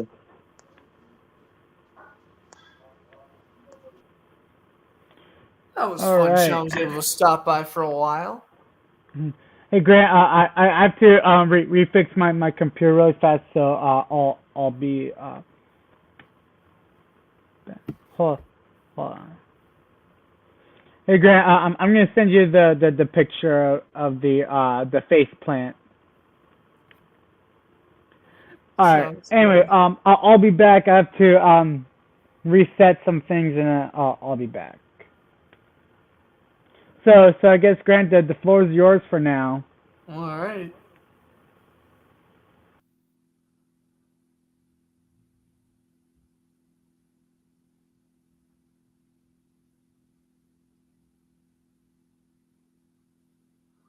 So, like we mentioned, the Wolves lead the Thunderbirds 2-1 now in the Calder Cup Finals in the AHL. So we're heading to overtime tonight. That is interesting. First time we went overtime this series, it ended just a minute and 24 seconds in when Andre Burakovsky scored the overtime game winner.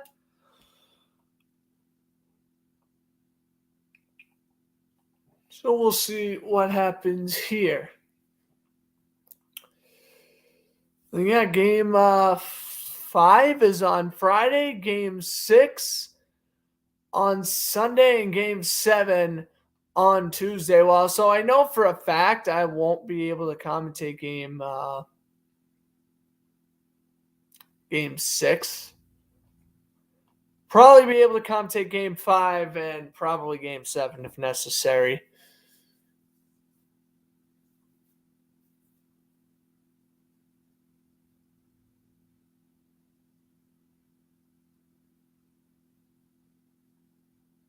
I mean, maybe Colorado wins tonight, but I just don't see it. Tampa Bay's just been the better team, I feel, all night, and Kemper's going to kind of allow a weak goal late into overtime, especially if Colorado draws a penalty. I just don't see how Colorado will end up surviving. Tampa Bay's just been all over the ice when they get a power play, and they have taken advantage of. Well, they haven't scored on every power play attempt, but they have gotten a lot of shots on goal. And now that we're in overtime, they probably will take advantage of that and potentially win. All right, I'm back. All right, let's do some tier maker.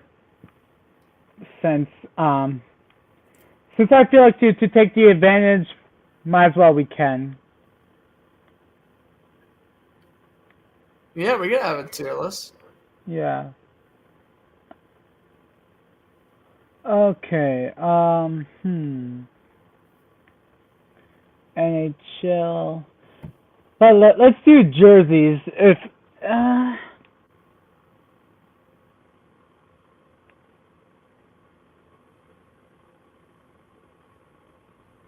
you know what? Let's do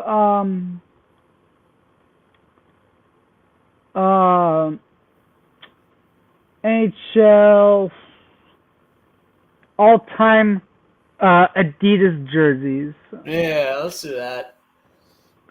So it's going to be from 2017 to 2021. All right. And they don't have the reverse retros on there, I believe. Do they? No. Okay. This will be fun. Absolutely. We have the worst, So, absolute trash. We gotta take a look at the no, we teams. got best, excellent, great, good, okay, not so good, bad, trash, absolute, trash, and worst. All right. Hold on. You know, I'm gonna take less zoom to make some room. If y'all can see it Yeah. here. Let's make it better. Okay. Now since we got the room, let's do it. Oh crap. My bad. I'm sorry. There we go. All right, first we're going to start the Carolina Hurricanes Brass Bonanza jerseys. I would say okay. I'd probably put them in good, yeah. Good's fine. I don't know. Toronto Maple Leafs All-Star jersey, I would say worse than Their jerseys are kind of whatever. Leafs are not good. Chicago Blackhawks alternate. I would say great. I'd probably put it in good, but yeah, great's fine. I'd put it in good, but you can put it in great. Anaheim Ducks fourth jersey. I would say excellent because they pretty much did a revamp with like different colors. Yeah, I would say excellent on that. Boston Bruins Winter Classic. I would say excellent. I would say excellent on that as well. It really shows what the Bruins jerseys looked like back in the 30s. Mm-hmm. Arizona Coyotes, excellent. Kachina, yes, that's definitely an excellent. Arizona Coyotes, I would say trash. Yeah, the away. If you don't have the Kachina, the regular Arizona logos, whatever. Hmm. Boston Bruins away, I would say okay. Yeah, I feel like a lot of the home and away jerseys are just gonna be okay. I feel like Bruins home, like that's okay. About all right. Boston Bruins home. I would I would say good. Yeah, I actually probably say good for the Bruins home. Sabres Sabres away, okay. bad, It's bad. Yeah, and the home. they need to bring back that yellow jersey. That was a good. No, it'll be Yeah. absolute trash. No, I love that jersey. Hurricanes away, probably. I would say not so good. Yeah, not so good. It's not like there's worse away jerseys, but there's not that good ones. I'd say the Hurricanes best. I think that's being awfully generous. Yeah. I at least wouldn't put him ahead of the Mighty Ducks, but it's a good jersey. Yeah. The home, I would say, Okay. yeah. Columbus, I would say good. Yeah. The Cannon, The cannon is S tier. Put that thing right on top. Yes. Great jersey. the home, great. Yeah, good. Blue Jackets always got good jerseys. Okay, now the Flames old away, I would say, Not so good. yeah, Yeah, and the home as well, because from the shoulder patches, they only have the Alberta state flag and the Canadian flag. Mm-hmm. But this one, what we have, is excellent. Yes, that I love that old retro 80s, early 90s Flames look. Hmm. Now the Blackhawks away, I would say Always okay. boring. Yeah, okay. I don't know. I wish it was like a boring tier because I would probably put the Blackhawks aways in that. The homes, though, I would say are in either good to great territory. Yeah, I would say good. Yeah. Okay, Colorado, great, excellent, and then great. Do you literally agree? Yeah, I do. Colorado's got nice jerseys. So does Dallas. I think Dallas has the best away jersey in the league, actually. I don't What know if about I the would put them that high, but yeah, I think they're pretty good. I probably put them in good, though. Yeah. Detroit, I would say great because that's what they pretty much have. Or Yeah, they just haven't changed their jerseys at all, and for a team like that, it works perfectly. all right. Edmonton's whatever. Edmonton, I would say good. Yeah. This thing, great. I'd probably put the orange in great as well. Okay. Florida Panthers, I would say good. And also great with the home. Yeah. Now LA, this thing can be as excellent. Yeah, the silver jerseys is excellent. Regular home and aways, I feel, are just good, but yeah, I definitely say the silver is the best one out of the bunch. Okay, you know, I'm gonna add it here if we're allowed, or okay. The worst can be burn it. All right, that's fair. Burn it. Okay. LA can be okay. The home can be good. Yes. Minnesota, I would say not so good. But the home is actually way better because Kaprizov looks good on that. Yeah. Okay, Montreal. I'm gonna say okay. Basically, like the same thing as the LA. That the home is good. All right, Nashville. I mean New Jersey. I would say it's okay.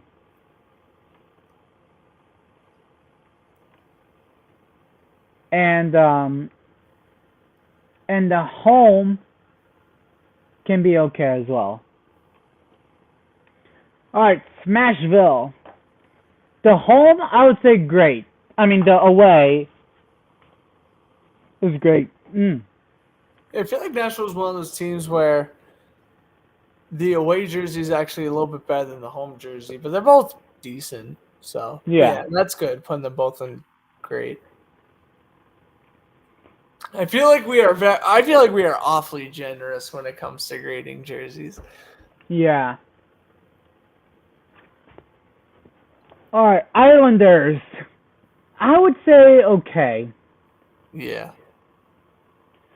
They're That all- Islanders jersey's in. The alternate, I would say not so good.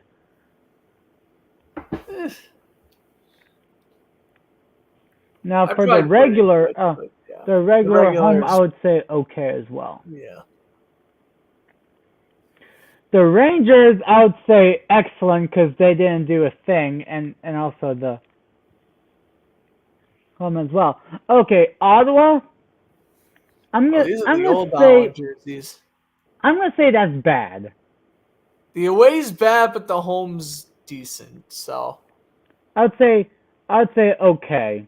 yeah. All Flyers right, away, Philly. Bad, boring.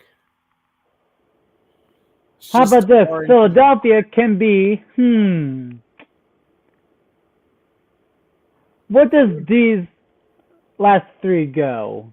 If you would put it that low, I would put that in either good or great, that jersey, but that's just my opinion.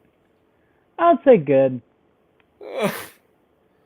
All right, we'll do a new tier one when we come back from. Yeah, we'll just resume that one. If we have another commercial break. I don't know, we may not have another commercial break. But don't worry, we'll do more tiers on regular shows. Especially now that we got the off season and we're gonna have a couple of weeks before free agency starts. Actually, our next episode might be when around free agency starts, now that I'm thinking about it. We'll probably try to stream the draft, but no promises on that, at least. But we'll see. We'll try to make it work.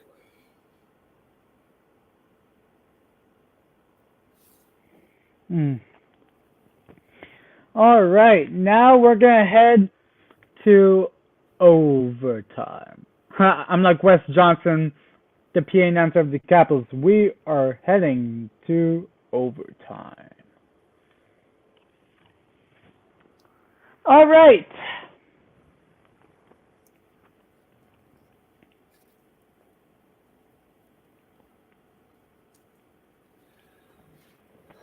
Let's begin. All right, place your bets over or under 2 overtimes. All right. This is the 15th overtime game in this year's playoffs. Well, that's pretty good. Oh, intercepted by Alex Killorn. That's including game 1. Now Colorado's possession. Taken by Nathan McKinnon. McKinnon with the puck. Now Sorelli.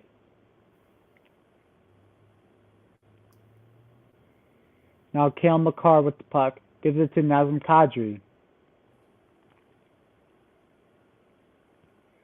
Now Nishushkin.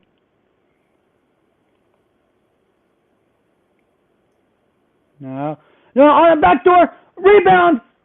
Landeskog almost. Well, sent it in the first No. minute there. Nice centering pass, but it ended up being a block shot by Stamkos that saved that one from going in.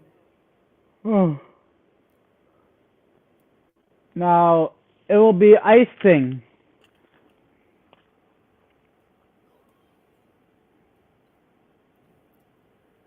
You know what? I think I know what's going to rally the Avalanche to victory here. Say it ain't so, I will not go. Turn the lights off, carry me home. Da da da la la la la la la la la. Let's go. Let's rally Colorado to victory here.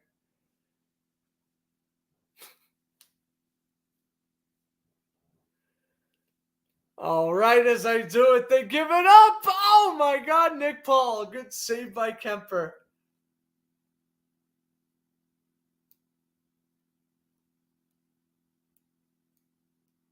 Oh my goodness, breakaway almost for comfort. Flipped into the zone. That's Corey Perry.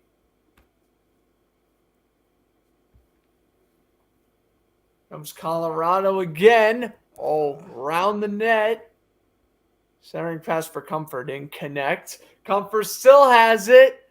Pass out in front. Puck's in the crease. New hook missed. Man, Colorado showing like they're the better team in this overtime. Tampa Bay still outshooting them by 8. Comfort shot nearly tipped on goal and wide. Check. Hold on. All right. Well, as Alex steps aside, 17:32 to go. First overtime just getting underway. It lasted longer than the one in game 1 at least. So at least now it's worth the wait, but still 2-2. Well, we got a tied series. Or would Colorado take the 3-1 series lead, heading back home? Darren Helmut's the drama car goes D to D. Flipped on in around the boards. Victor Hedman lost possession. Now Hedman has it back. Plays it around for Bogosian. Puck bounces off the boards. Avalanche get it back. Here's a pass off the left-hand side. I'm back. Blue line D to D. Makar fakes. Makar goes on in. A slap shot tipped wide to the blocker side of Vasilevsky. Tampa Bay had it, lost it. Here comes Belmar over to Maroon. And when the Avalanche player checked Maroon hit an official. Off the boards. Bogosian sends it around. It's stolen by Colorado. The wraparound. Vasilevsky tries to smother. Loose puck. And Tampa Bay clears out to center ice. Here comes Killorn. He lost possession. And Colorado sends it back up ahead. Puck bounces off the boards. Sergachev gets Devin Taves away from the puck, and the Lightning will backhand it down the ice. Back on into Colorado's end. Here's Landeskog. Pass behind the net. McDonough delivers the hit down low. Or that's Killorn. Sergachev now with a backhand out to center. Brendan Hagel will just get a puck on it or get a stick on the puck, and Kemper smothers. Exactly 4 minutes into overtime. Oh, God.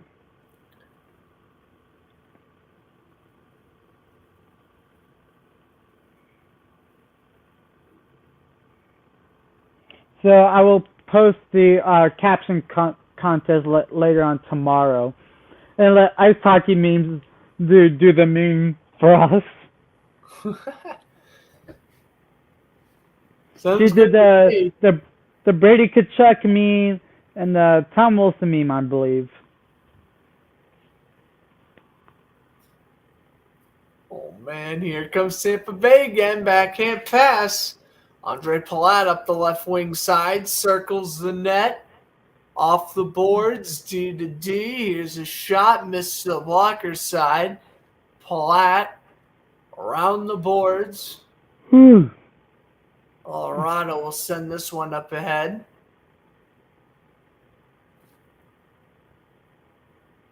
Valerie Nichushkin goes on in, tries to dangle through Bogosian. Can't do it. Lightning bring it up the other way, up the left wing side. Oh, O'Connor, Offside, rebound! off. Oh, O'Connor almost got the goal. Yeah, O'Connor.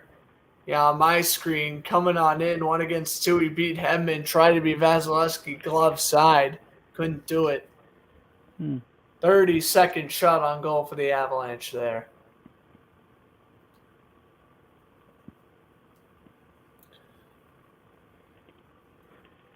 Just gotta shoot a little bit more to the right-hand side. It would have beaten him glove side, and that would have been it.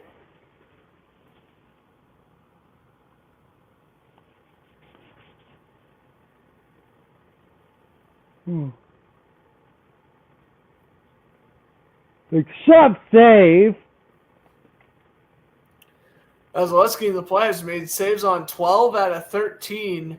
923 save percentage when it comes to breakaway chances for the opposition.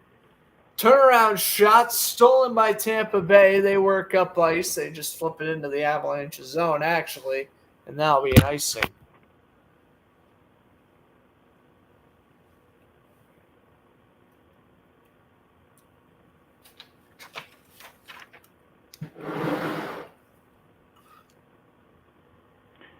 Now 14:40 left to go. McPaul with the puck.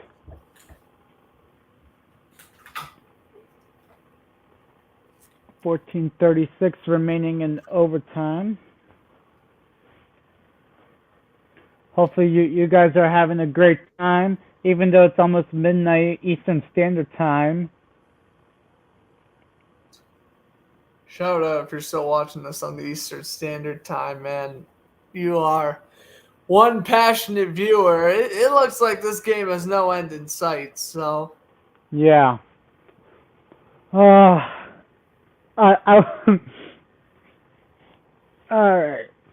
14:20 left to go.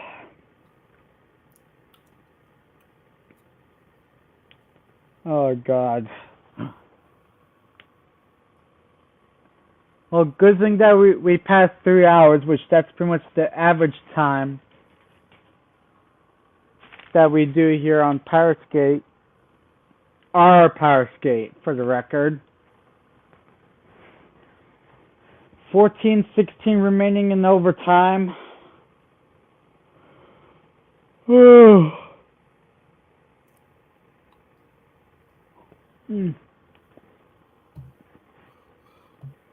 Now, puck still goes. Now Victor Hedman with the puck. 14 minutes remaining in overtime.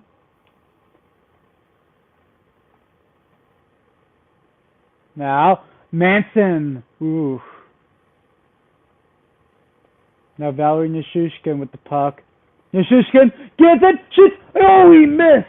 Good save by Vasilevsky. Well, Nichushkin came up the right wing side. Good pass to the left wing. Tried to go blocker side. Was Landeskog, but Vasilevsky not to be denied on that one. 13:24 left to go in overtime.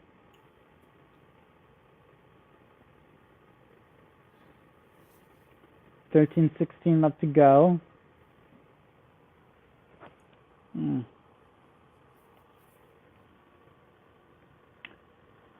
now it's 13:13 left to go in overtime.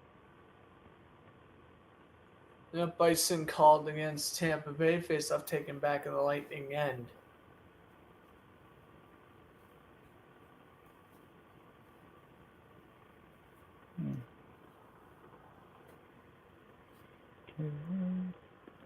So overtime lasted way longer than game one, so at least that's good. Now 13:06 left to go in overtime.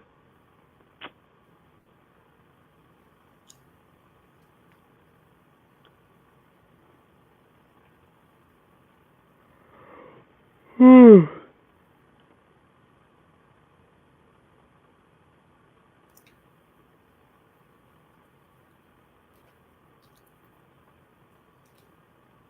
Yeah, that's right. In overtime, you don't really have that many commercial breaks. You just have kind of long stoppages, and then you play through it.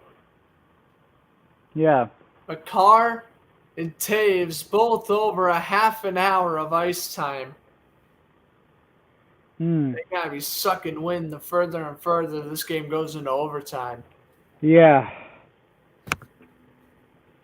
But let's hope if it does not go into four fifth overtime like what they did in the 2020 playoffs. Please God. Oh yeah, Tampa, Columbus.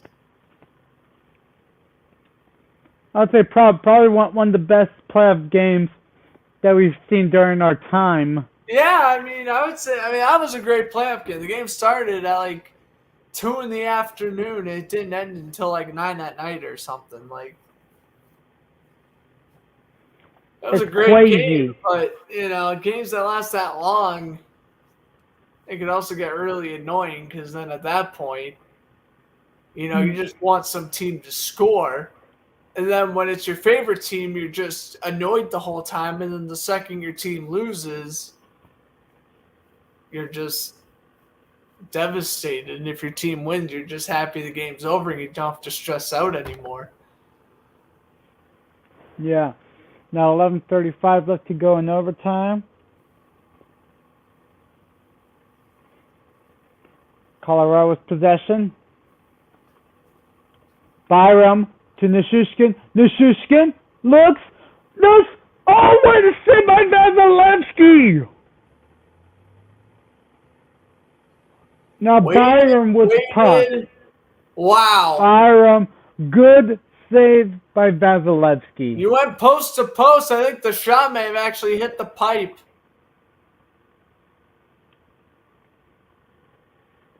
And Josh Manson denied. Let's take a look. Byram almost got the game winner. Oh, it hit the crossbar. Yeah, just I thought short. so. That's what it looked like.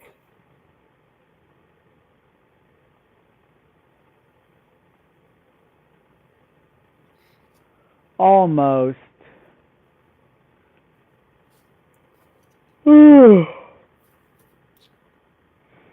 Now McCarr with the puck.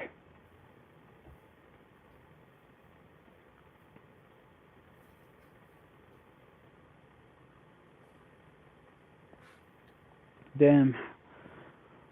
10:53 left to go in regulation.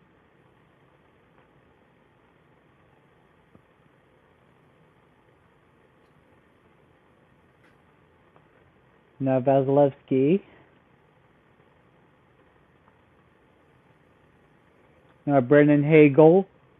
Hagel shoots. Oh, missed. Missed the net. Now Hagel tried to 10:20. go post to post there. He tried to go from one end to the other. Missed to the blocker side, though. Now Mikko Rantanen.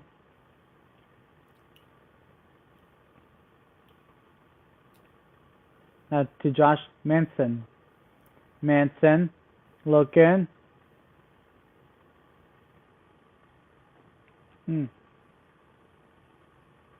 Now Helm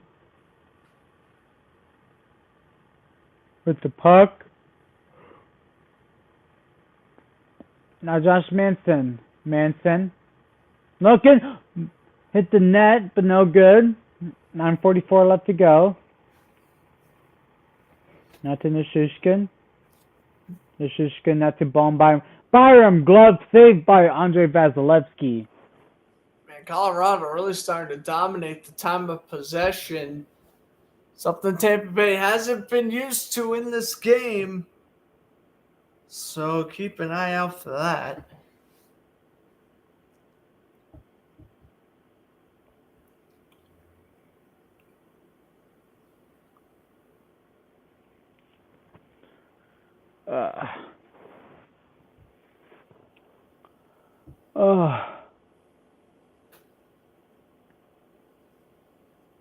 Now there will be a timeout.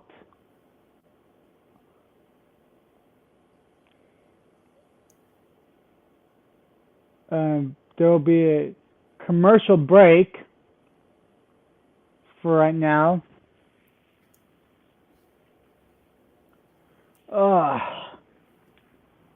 What a night.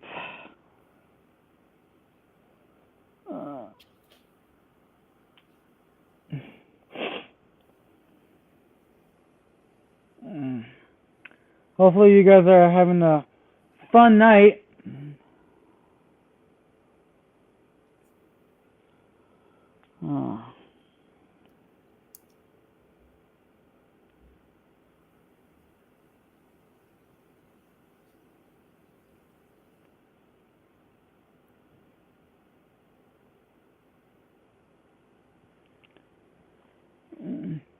Now 9:36 remaining in the first overtime.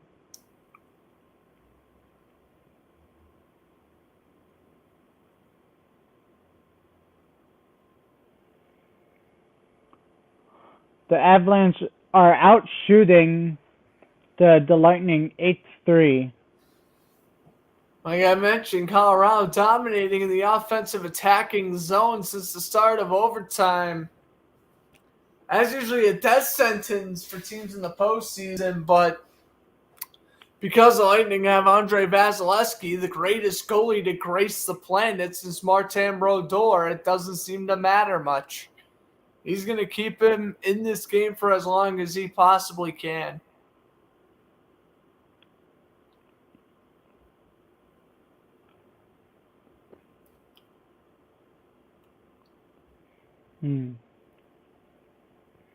Now 9:33 left to go in overtime.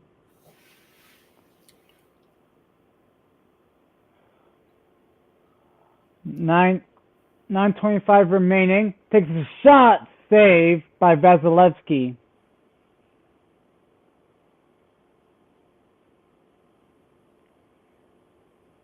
And I play again. Ugh.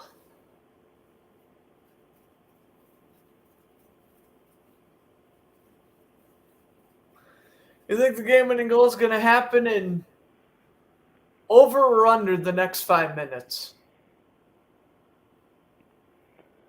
We'll see. Oh, it takes another rebound, save. I'm about to say maybe I announcer jinxed the goal into existence, but I guess not. Out in front was McKinnon. He did a nice redirection, but Yeah. Now we're 9 minutes remaining.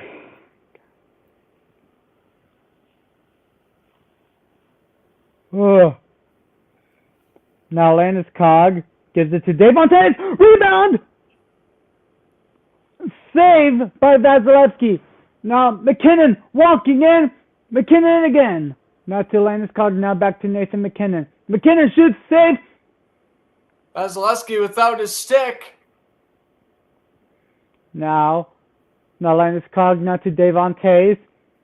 Tays with the puck. Gives it to Darren Helm. Helm with the puck. Good. Rebound. Now Josh Manson. Puck is out. And they cleared the zone. Whew.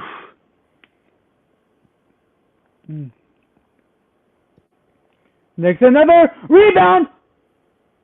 Is the puck in? No. Oh, it's in! Avalanche wins! The puck is in! And the Avalanche have one more win to win the Stanley Cup since 2001. No way! And it might be Nazem Kadri. Yeah, I think that is Kadri. Yup, that was in. Wow. Hold on, I want to see the replay. Hold on. Let's see. Kadri. The Avalanche are celebrating. ESPN has not put the goal. That's in. That is in. Scoreboard. Let's Avalanche see. take Game 4 of the Stanley Cup right. Final. Oh yeah! Wow, that's clearly in. The puck sat on top of the net. That's a good everyone goal. lost sight of it. That's clearly in. That's a game winner for Nazem Kadri. No doubt about it. Wow. That was like Patrick Kane scoring against the Flyers in Game 6. Everyone in the arena was confused. No one knows where the puck is until all of a sudden, wait a minute, it's in the net.